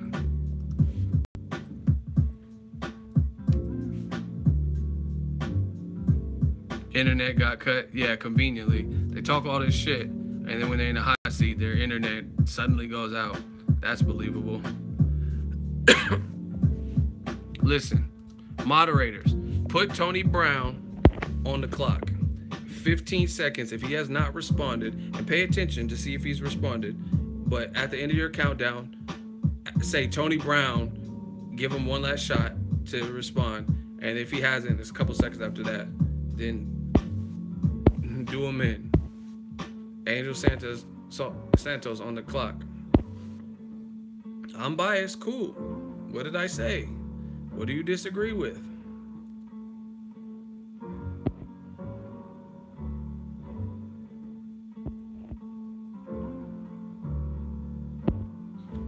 Well, another one bites the dust, and the body count continues. The legend of the hot seat grows. So, why? Listen, how is it that it's like I want to be proven wrong. This is getting fun. It's like you're biased. You're fucking so biased. And then I ask you for one example or just to prove it or whatever, and nothing comes about. Like, how is it that hard for you to think of something? You made the assessment about somebody. You know what I mean? You made the observation, but you can't think of one thing to comment on that shows the bias. Like, that's crazy to me. Oh, you're biased. Okay, give me an example. No, I will not. I'm not giving you shit.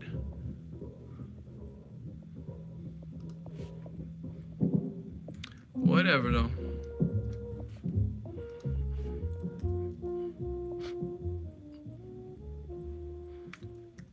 But anyway, I'm I'm looking forward to a great new year, man. This should be fun.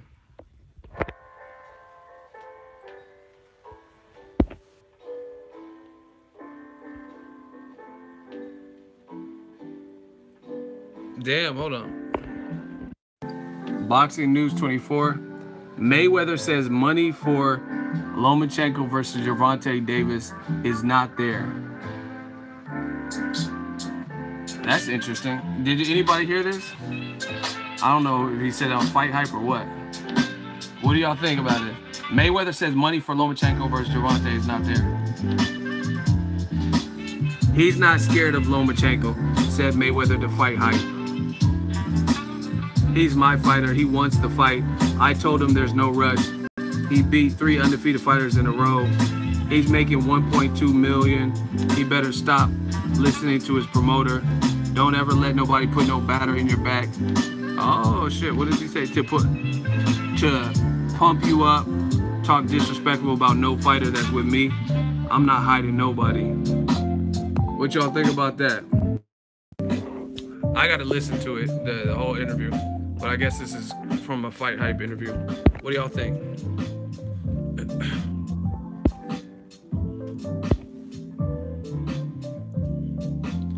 Oh no. What do y'all think? Yeah, I knew he looked good today. I seen the clip. And see, like, I will say, I don't know if Mayweather's saying the fight wouldn't be big enough and the money's not there that way, or if he's saying that the Top Rank ain't putting no money up. But if you think about it, Lomachenko, listen, Lomachenko's opponents aren't getting paid. Like, they're not getting paid righteous amounts. Lomachenko's getting paid cool, 1.2 million, 1 million, you know what I mean, million a quarter. But his opponent's getting 300. Nicholas Walters got 300,000. What's the name? Rigondeaux got 400,000. You know what I'm saying? And those are like some of the best names on his resume. Crazy. So I don't know. So that's why, like I said, I want to see the Mikey Garcia fight, but that's the one thing that I doubt. And Mikey Garcia even said, he said, I used to be with I used to be there at Top Rank, and he says, I know Arum ain't trying to pay. Listen, but see, that this was wrong. Like, okay, put it this way, honestly, do y'all think Bob Arum is getting less than 400,000 to put on that? Do you think he's getting less than 300, 400,000 to actually host the event? Do you know what I'm saying? Honestly, do you guys think Bob Arum is getting 300 to 400? Hell no, he's making money. You know what I'm saying? It's his event, it's his show, it's his imprint. He's been in the game since the 60s, 70s, or whatever. So you know he ain't getting it. So, but the fighters are getting it, and that's, I mean, he's an old school promoter. That's what happens sometimes, the old school. So that's what I'm saying. If you listen, if you really wanted the greater good and you want to prove that Lomachenko is better than Ali and Floyd and all this, you can't compare because they don't fight anymore. But you can at least have them fight contemporary greats to at least try to back up that bold statement of him being better than Ali and Mayweather. But you got to pay these guys. Mikey Garcia got $1 million paychecks. He probably got paid cool for Broner. You know what I'm saying? So he's not going to accept no fucking 300,000, 400,000. Who is Washington? Washington got 250,000. When did Lomachenko fight someone named Washington? Who is Washington? What are you talking about? So, hold on. In the midst of talking about Lomachenko and Tank, you bring up Gerald Washington? What? What does a heavyweight have to do with Lomachenko? Okay, I get it, Gerald Washington. What does he have to do with a Lomachenko, like, or Lomachenko's division, or Mikey Garcia? Like, what? That's what I'm saying. They're only here to cause distractions. I'm like, hey, Lomachenko, they got to pay Mikey Garcia, but Riddick Bowe, what does Riddick Bowe got to do with it? You know what I'm saying? What? Y'all just say random shit. Anyway, you guys go look at it. They fell for the mousetrap. Just go look at the purses. The fighters aren't really getting paid. Lomachenko's getting paid cool. I think he means Heyman paid Washington $250. Okay, for what fight? Who cares? What's Gerald Washington? Shout out to my 707 brother, but what does he have to do with Lomachenko? See, that's what I'm saying. They want to be new media so bad. They just start bringing up random stuff to make comparisons. If you want to make comparisons, talk about what Danny Garcia for his big fight with Keith Thurman. What did he get paid? You talking about Gerald Washington. And Gerald Washington, just so you know, dummy, if you're talking about Deontay Wilder fight, he was a late replacement. It was supposed to be that Polish fighter, Andrzej Wawłowski, and then he stepped in last minute. See, you guys don't remember that because y'all be hating on Wilder. So realistically, he was a late replacement. So who cares let's talk about the big PBC fights, like Danny Garcia and Keith Thurman. Oh yeah, that's right. They both got like $2 million for that fight. Let's talk about Danny Garcia versus Robert Guerrero, how they both got over $1.25 million for that fight. Yeah, so what are you talking about? Do y'all want to talk about Lomachenko, Gervonta, and Mikey Garcia, or do you want me to burn this fool in the hot seat with his comments on Deontay Wilder? I'll let the fans pick. We can keep going talking about Lomachenko, Gervonta, and Mikey Garcia, or we can burn this hot seat, fool. All right, so y'all like the body count. All right, you're in the hot seat. Aaron K. He says Wilder's full of contradictions. What contradiction? So opening argument. What?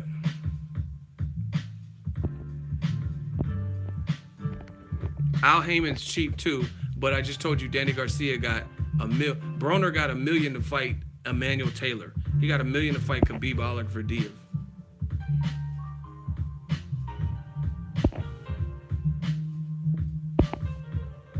Listen, did he respond?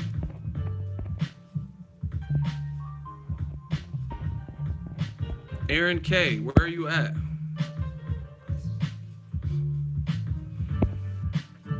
Yo, moderator, I don't have time for this. I don't have time for this. Aaron K, if he does not respond in 15 seconds, get him out of here. But the fans want me to keep talking about Lomachenko and Tank and Mikey Garcia. So, okay, so he says in one interview it's about legacy and not money. Then the ESPN, he says 50-50 or no fight. Really? Is this what you want to battle? I mean, so you're saying he's full of contradictions. Anthony Joshua said, I don't think I might not fight him in 2018. We'll fight him when the best time is, maybe 2019, maybe 2020, right? And then now he has an interview on a balcony and he says, I'll knock Wilder out.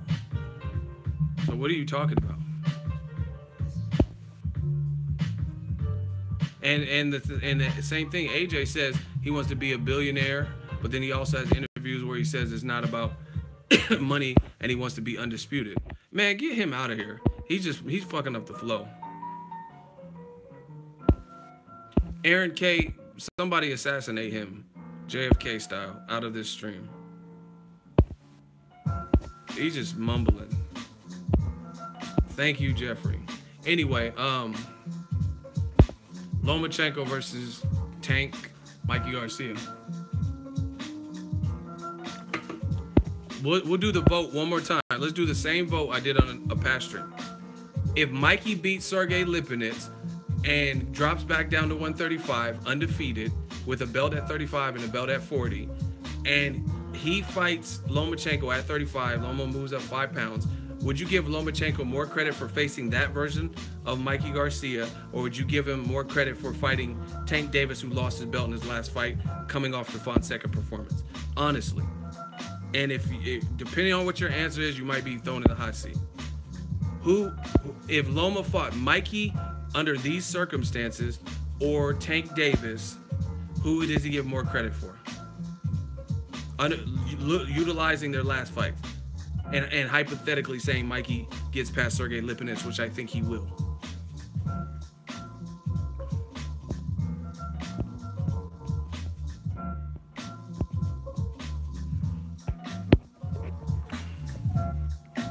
Okay.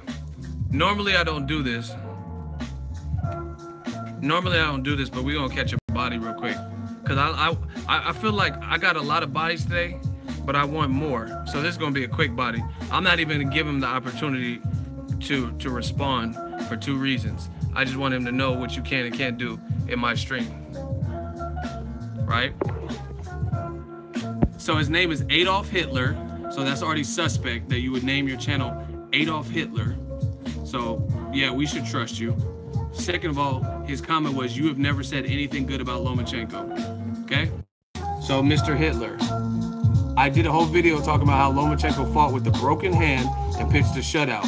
And I said Lomachenko shows shades of Floyd Mayweather and Willie Pep in dominant win. The video was 3 years ago. Before all this Matrix shit and all this high-tech shit, 3 years ago, I was giving credit to Lomachenko as I seen fit.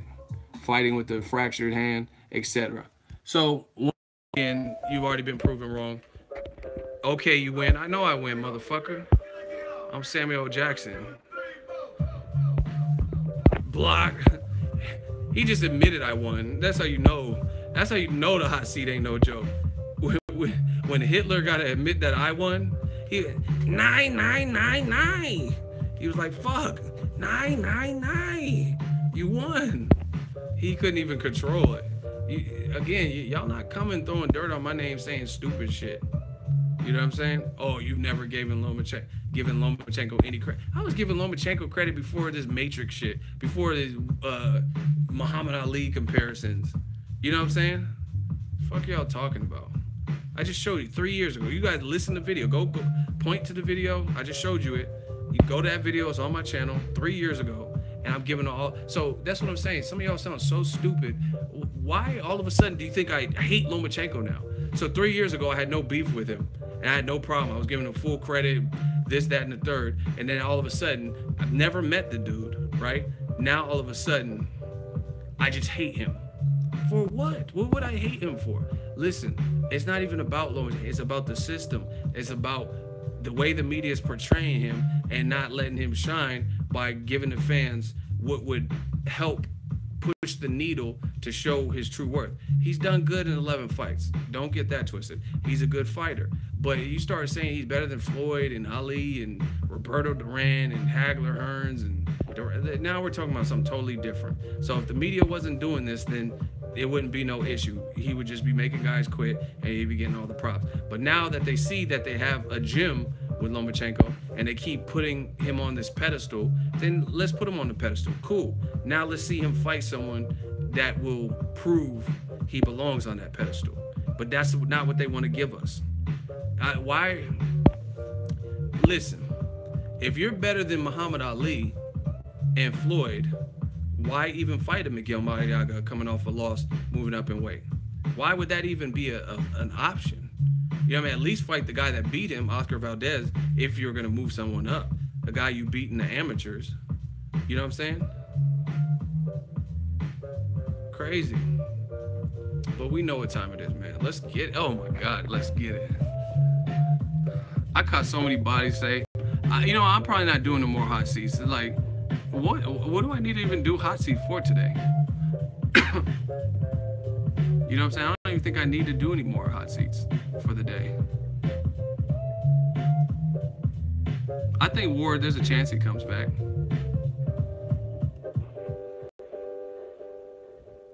I definitely think there's a chance he comes back. He says he's already is harder than he expected.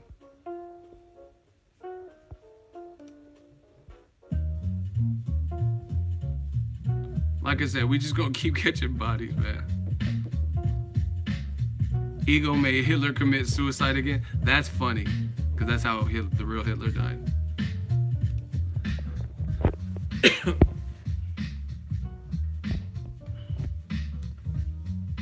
Man, Ego Army, I'm telling you, we're just getting stronger. You guys see it. No matter, listen, don't be fooled, don't be bamboozled. There's a lot of people who probably, they're not, I'm telling you, they're not used to this. They're not used to someone standing up for certain fighters. They're not used to there being an other side. They just want to, Andre Ward's a coward, and he's a low blower, and Floyd runs and he's boring, and Wilder's a bum squad bitch, and that's what they want to, you know what I mean? and Lomachenko's the best ever, Triple G's the best. They're not used to having counter arguments, and that's why new media is killing. So don't believe the hype. If you see dislikes in the video, my question to you is, do you see that many, whatever amount of dislikes you see, do you see that many intelligent arguments proving me wrong? You know what I'm saying? Like, let's say this video has right now, it doesn't show me dislikes, and I don't really care, but it says it has 267 likes. Hit the like button too if you just enjoy this real boxing talk. But 267. I could have 1,001 dislikes, but do you see 1,001 people cooking me in this fucking hot seat? If you watch the stream or if you watch the replay, then that's what you should see, or at least see it close. You know what I'm saying? If there's 1,001 dislikes, shouldn't it be something close to it? Okay, someone said it's 48 dislikes. Do you see 48 people cooking me? So again, what do you dislike? And again, mostly people call you racist, or at least me, because I know what I am. You know what I mean? They call you racist or biased or whatever. And then you go to their page, all the videos they like are Anthony Joshua with his shirt off, Anthony Joshua lifting a kettlebell with his teeth, Anthony Joshua sweating, the UK flag. You know what I'm saying? So that shows me what it is. You're not mad in disproving what I'm saying. You're a man fan. You're a fan of a man. And as a result, it's cool. You know what I mean? Boxing Ego Army, we accept everybody. This is not Chick-fil-A. I don't care where you come from. You know what I mean? I don't care what your background and sexual preference.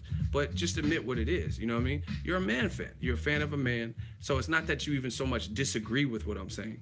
It's that you don't like that I'm saying it. Ego, the real man fan, though, you don't even get the luxury of battling me in the hot seat. Blocked. I gotta just see, when you in the throne, so many people want to come for you.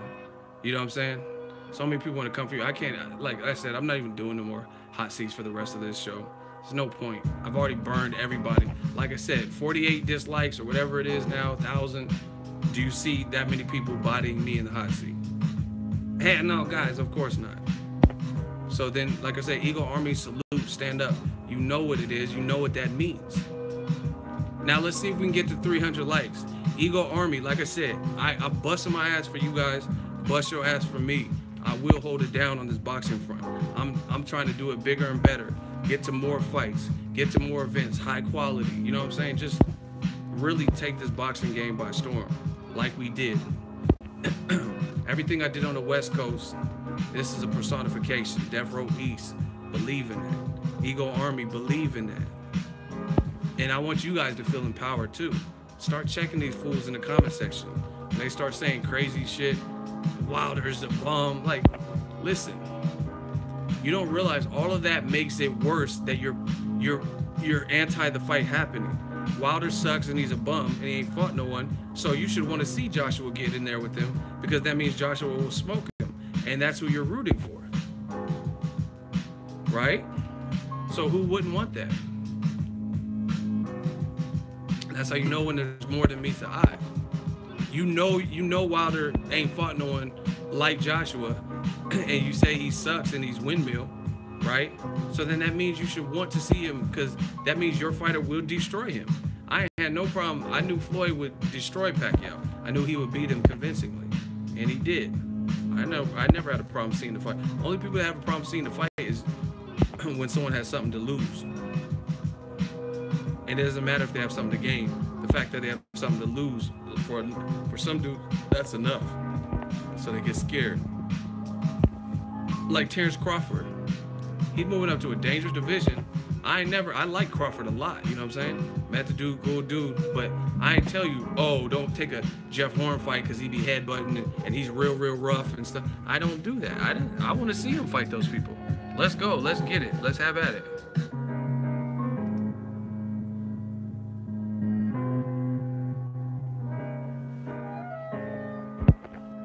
So Tank is looking for a belt, but he is ducking someone who had all of them.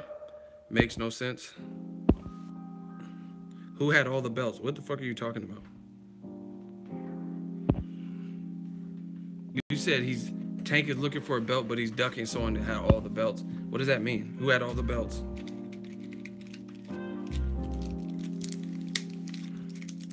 What?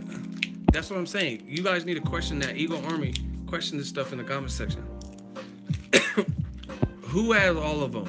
What are you saying? Who has all the belts? This is to JV.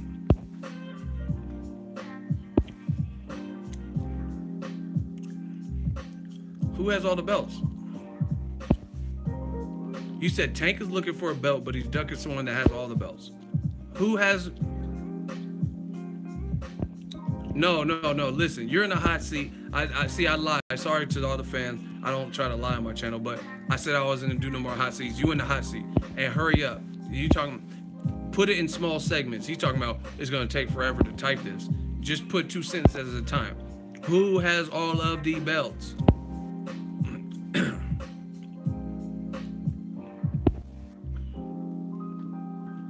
I know I'm in the hot seat. I need to type it. Listen, type short sentences. All I'm asking is who have the belts. That's not even long. What are you talking about? That's not even a long thing you would have to even respond to. Who has all the belts that you're talking about? You said Tank's ducking someone with all the belts. Who? Who has all the belts other than Terrence Crawford in his last division?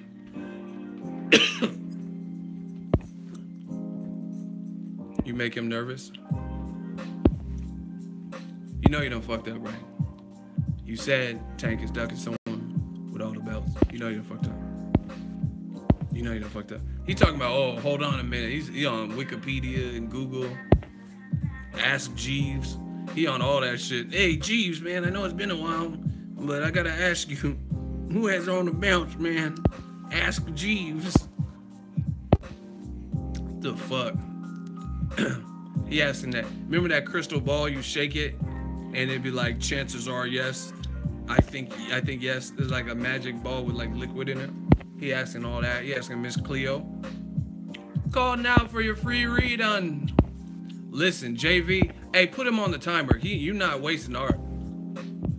I asked why Loma doesn't fight Farmer since Loma is bullying him, and someone says he will fight him eventually, but he's looking for a belt.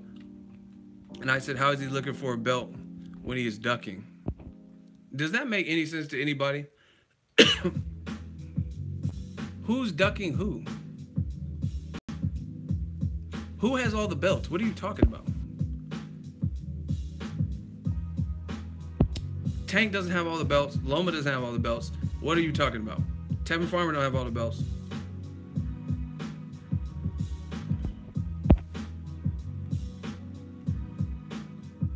I said Loma had all the belts? Wow, y'all sound crazy. I didn't say that.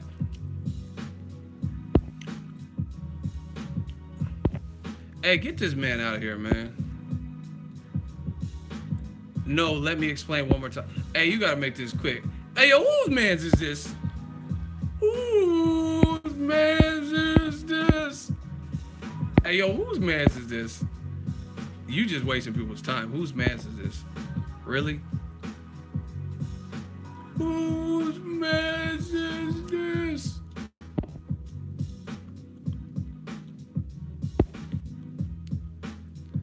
You doing all this for 15 seconds of fame? You one of them young kids, them little pill popper and all that. You be on them perks and all them different pills that they pop, Xannies and shit. He wanted all the belts. He wanted all the belts. Like who? Tank want all the belts. Loma want all the belts. Like, what are you talking about? I said Tank should fight Farmer since Loma is bullying. And someone says he is looking for a belt. I said he is ducking someone else who had. Hey, yo, whose man's is this? Whose man's is? Yeah, you gotta go on timeout because you confused everybody. Get off them pills too, man. Y'all on pills. Tank want all the belts. Like who? Loma want all the belts. Like what? He don't have all the belts. Tevin Farmer want all the belts. We all want all the belts. Like you're on bath salts. That's what this is. This is bath salts. It has to be bath salts. He want all the belts. You want it. You want it. You want it. You want it all, the juice. You want it. You want it. You want it. You want it. You want it. You want it. You want it all, the belts. You want it all, the juice. What the fuck are you talking about? Get this, man. This dude, this is your brain on drug with them eggs. That's him. He's on bath salts. Listen, I'm probably gonna donate to boxing fans who are drugged out. You know what I mean? I have to find the right charity, but I might spend some of the super chat money, and I'm gonna have to spend, you know what I mean? Because I can't see my boxing fans scramble their brains like that. This is crazy. You want it. You want it. You want it. You want it. You want it all, the belts. You want it. He want it. You want it. You. Fuck are you talking about? See, that's why I didn't want to do the hot seat, man. I told you I didn't even want to do no more. Wasting my time. You reference Juice so much. It's one of my favorite movies. And you want it all, the belts. Let's go, man. Ego Army, stand up. Can we get to 300 likes? You wanted all the belts. Tank wanted all the belts. Loma get all the belts. Like, is this a song? What the fuck is this? I didn't know if he was spitting lyrics or what he did. Tank want all the belts. Ha, gotta get all the belts. Him want all the, like, him want all the belts. Fuck you talking about? Hey, whose mans is this? Ego Army, man, we in this mother. Hey, Ego Army, come here for entertainment, boxing news, real talk, boxing talk. You know, I'm gonna be on the mic. You know, my mods are shooters. My mods is waiting to Call of Duty. Y'all, we just gonna have fun with this boxing shit. You wanted all the belts. Crazy. We're beside motherfucker.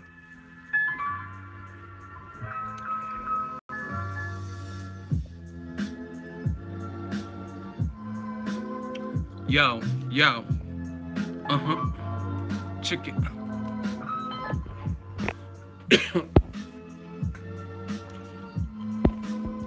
Man, I'm not doing no more hot seats. I'm killing these dudes.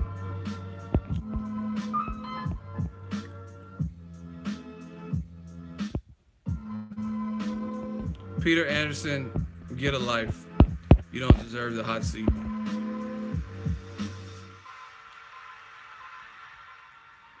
Listen, we're comparing someone with 11 fights and a loss with one belt. Do you listen? Listen. Keep talking slick, Peter Anderson. You'll be out of here quick. But listen, you understand. Lomachenko has never had more than one belt in his possession at one time. You talking slick, man. I'm not gonna spend the whole stream talking to you. Listen, do you guys understand that? Lomachenko has never had more than one belt in his possession at one time. So as great as he looks like he could be, he's only had one belt. One belt. Guantanamera. Yeah, one belt, you hate us, right? He wanted all the belt.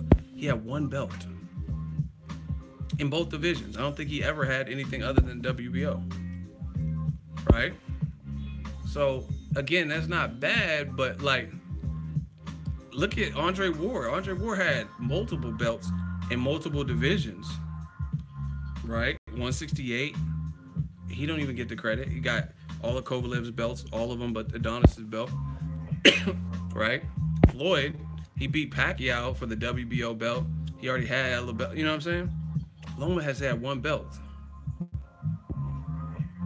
He had all of them, then moved up to light heavyweight. Yup. That's what I'm saying. Like, so it's not even that Loma's bad. No one's saying Loma's bad. But if you put him on this pedestal, then he's going to be treated as such. That's the best way to put it. If you say he's better than Ali, show me some better than Ali shit. And then when I look at it, I'm like, he's good, but he has one belt and a loss in few fights. Everyone keeps saying, oh, but look at who he's fought in 11 fights. Yeah, but look at that loss in 11 fights. Muhammad Ali, Oscar De La Hoya, Floyd Mayweather, Pacquiao, they weren't losing in their first 11 fights because their story was different and they didn't arrogantly rush and start facing like You know what I mean? Like whatever type of competition, they work their way into, like most people do. So that's Lomachenko's team's fault. They were arrogant in thinking that we could just go in with a veteran. Listen, someone says shut up, blocked. Now you'll be the one shutting up. Listen, why would you come to a stream to tell someone to shut up when there's millions of other channels and content out there for boxing? I've been doing this too long. None of that stuff phases me. You want it all, the belts. So my thing is this: Loma's good, but if the media, not him, but the media and his promoter, they keep putting him on this pedestal, then that's cool. Put him on this godlike pedestal, and that's how people will judge him. You know what I'm saying? Period. And it's not rocket science. You're hating on Loma. See, this is new media. This is a new season. People are used to saying that, and this is what happens, especially with the racists. They think that if they say that enough of the shit, that's gonna break your will, and you're gonna be like, fuck, I gotta stop making.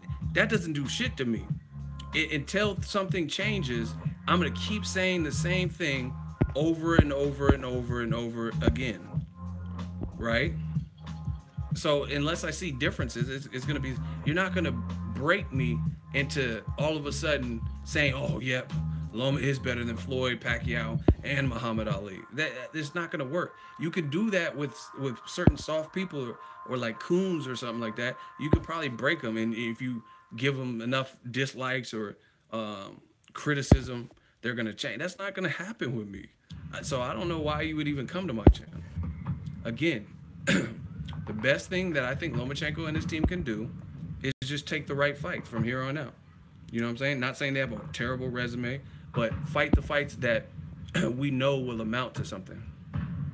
Hey, bro, I gotta get this dude. I put him in timeout, and he's like,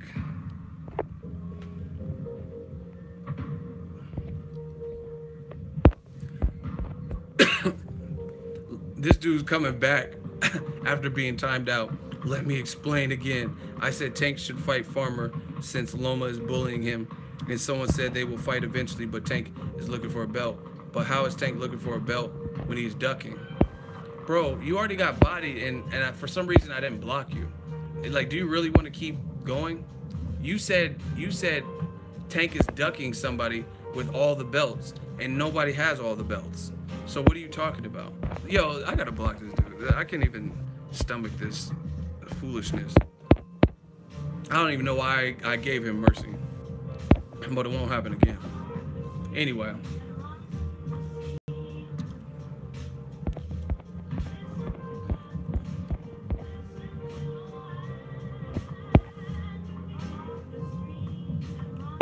Crazy. Damn, someone said bye-bye.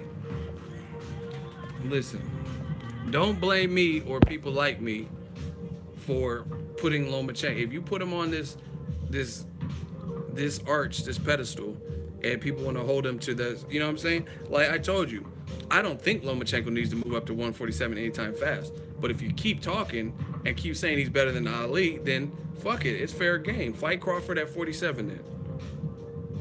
You know what I'm saying? If, again, the rational me, I wouldn't say, oh yeah, you need to move up in the next year, move up to 47. However, if you're saying he's better than Floyd, who moved up 5 divisions, better than Pacquiao, and better than anybody, you know what I mean? Then let's see what he's made of.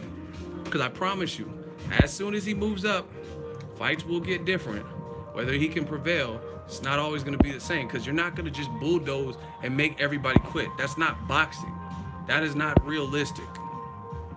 That is not realistic. I know guys with tons of power, and they're not even knocking everyone out. So if a knockout artist with crazy, tremendous power can land on an opponent and just not knock him out, like Lucas Mutise, he got a ton of power, knocks out a lot of guys. He didn't knock out Danny Garcia. He didn't knock out Ruslan Provodnikov, even though he was beating Ruslan Provodnikov and he was landing big shots. So again, if you have known knockout artists with immense amount of power, Tim Bradley says, I've never felt punches as hard as Matisse, and that was in sparring, including the Pacquiao fights with no headgear and Ruslan fights with no headgear. He said Matisse hit harder.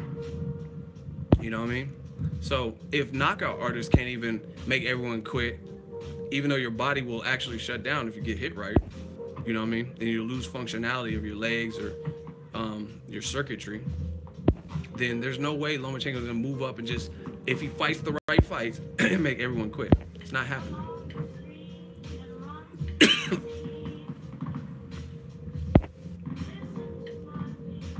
So that I'm just saying, the best thing people could do is let Loma be Loma. Let him be Loma. Let him earn his stripes like every other legend and keep it pushing. Where he ends up, that's where he ends up. Period. Say he's a good fighter. He's one of, I don't even care, but if you say reasonable stuff, I don't care. If you say he's one of the best fighters active, I don't have a problem with that. I would never say, oh, shut your damn mouth. That's fine. He is one of the best fighters. If you say he's skilled, he's talented, he has one of the best amateur pedigree, those are all good things and fine things to say. But when you say he's better than Floyd, he'll beat Floyd's ass, beat Pacquiao, beat Tommy Hearns, and beat Muhammad Ali, like that's now you're taking it to a whole nother level. So, like I said, the pressure's on old media. And see, listen, I see it, man. I see it. Old media is getting, like, the more, I'm not saying it's just me by myself, but with God willing, with the help of Ego's army and what we're doing, if people aren't falling for the okie doke anymore, you know what I'm saying? And people get to see what's really real and things like that. And the thing is, like, I see old media as being forced. They're being forced to praise people more so than they had to before.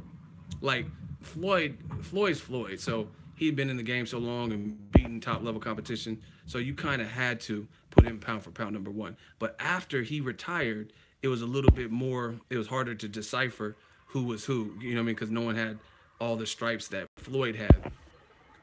And then Ward retired, and that made it even more up for grabs. So they, oh, fuck, yes.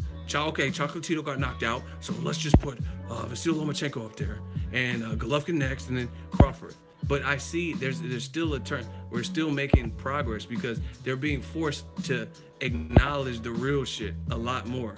You know what I'm saying? Like, some people gave Lomachenko Fighter of the Year, but ESPN gave it to Crawford. So analyze this.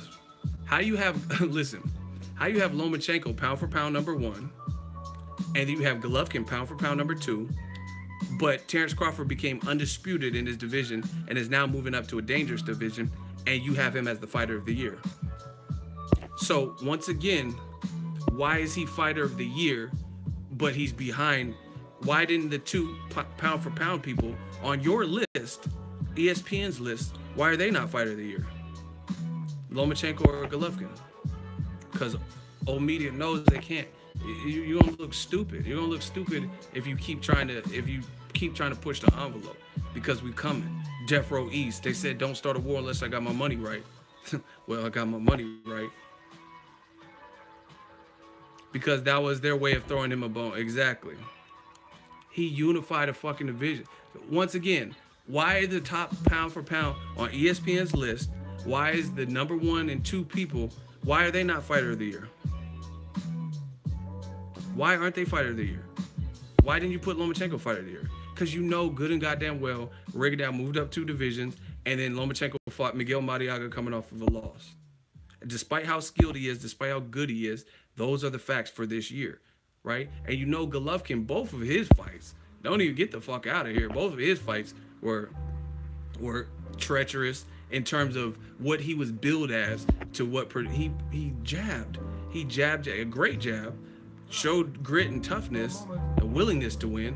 But Danny Jacobs and Canelo, what did he really do? And that's his 2017. So again, how is he number 2 and Crawford's behind that? If we're looking at a current pound for pound list.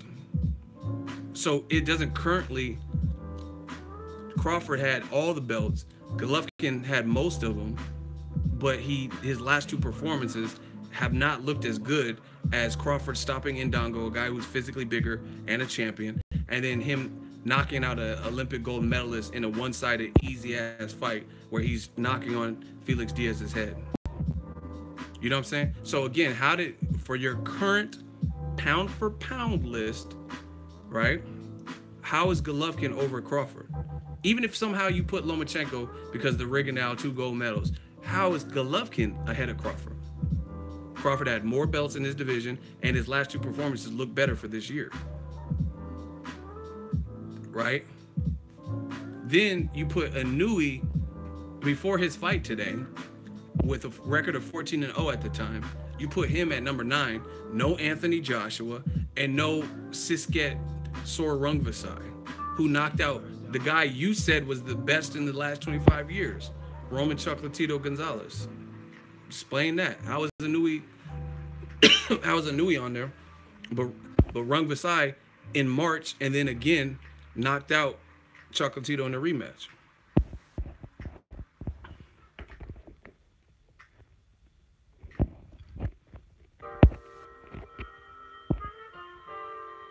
Explain this to me. Inoue's a good fighter. I think he's sharp, but I'm just saying based on what he's done.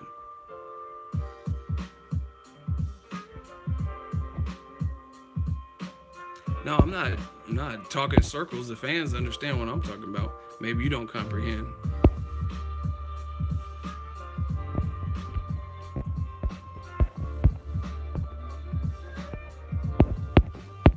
Explain that. What has Inoue done more than Anthony Joshua or Rungvisai, who knocked out the guy that you guys said, ESPN said, was the best 25 in the last 25 years, Chocolatito, and you had him number 1 pound for pound. So it seems like a person who beats him in March and then sets the record straight by knocking him out, seems like he would be over Inoue, since they were in the same division, and Inoue hasn't beat a Chocolatito, who, you know what I mean, a guy who's rated as high as him.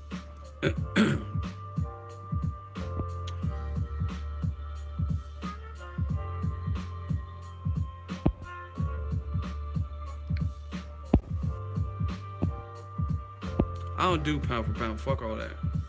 Who cares? Terrence Crawford's number 1. That's my pound for pound list. Thug Life. That's my pound for pound list. Thug Life. That's my comment. Crawford and Thug Life. That's my pound for pound list. That's my top 5. Crawford, Thug Life, Thug Life, Thug Life, Thug Life. And Dylan. If you want my top 10, that's it. Crawford. Easy ass work. But they don't want to give Bud his proper. Hey, you know, it's funny with the racists too, in old media, is black fighters always got to show you some more. You know what I'm saying? Like Crawford just went through all of 140. Now you can say whatever you want about 140, but if it was so easy, then everybody should just be running through their division and collecting every single belt. And it's not even just, it's really not easy, because sometimes you even have politics where this promoter don't really want to work with this promoter, or this fighter's ducking. So the fact that Crawford was able to pull it off and nab all the belts in the division on top of just beating everybody, it don't matter what you say about 140, he beat some good quality people, belt or no belt. You know what I'm saying? And some people still ask, oh, how could you give Crawford Fighter of the Year? What has he really done? Well, he beat Felix Diaz, who arguably beat Lamont Peterson at 143, so he had experience over 140. He's a gold medalist, and he did beat Sammy Vasquez at 147 as a late replacement. So clearly he's a good fighter. He beat an undefeated Sammy Vasquez, who had fought Errol Spence in the amateurs, things like that, right? And Felix Diaz has a win over Adrian Granados, and Crawford went in there and dogged that man, right? Then he beat Julius Ndongo, who's bigger than him. So it's more than just, oh, he's in a weak division. Victor Posto, he's a good fighter. You know what I mean? Ndongo's a good fighter. So it's not just like he was just in the weakest division. To me, middleweight the last couple of years was weaker than 140 was for when Crawford was there. You know what I mean? Now middleweight's kind of cracking because you got some new people. You have Canelo, Charlo, Jacobs had his tough fight with Golovkin and Andre and stuff like that. Crazy. Old media's getting slapped up and murdered.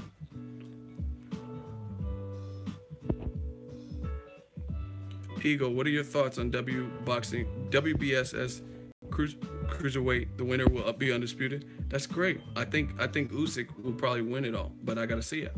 You know, and if he does win it, then shout out to him. Shout out to the Ukraine. So we keep it fair around these parts. I really like the WBSS. It's a super middleweight that's a good division for that.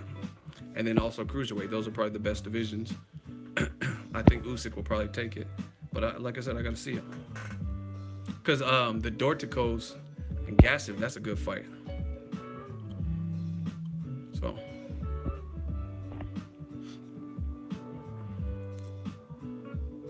Man, Ego Army, man, I just appreciate y'all for holding it down and just really helping me separate the real boxing fans from the bullshit. Real shit. As we close down the year, I mean, this is what boxing needs to me. Dorticos might get it. He's a good fighter. If he beats Gassiv, then it's really up for grabs because he got power, and especially how he beats him. But then again, I wouldn't be surprised if Dorticos knocks Gassiv out. I mean, it looks like he's improved, but I heard Golovkin used to mop up Gassiv. Just word on the street in sparring. They said Gassiv was like getting bodied by Golovkin, 160-pounder. So take that for what it's worth. All right, I'm about to get out here, watch UFC 219. I'll probably be back with a live stream, give my thoughts. Let's just keep it moving. 2018 steadily approaching. We're gonna destroy the fanboys. Get back to this real shit. All right, I'll catch up with y'all after these fights. Peace out, y'all. Hey, hit that like button. Engagement matters. Real boxing talk matters. Peace out, y'all.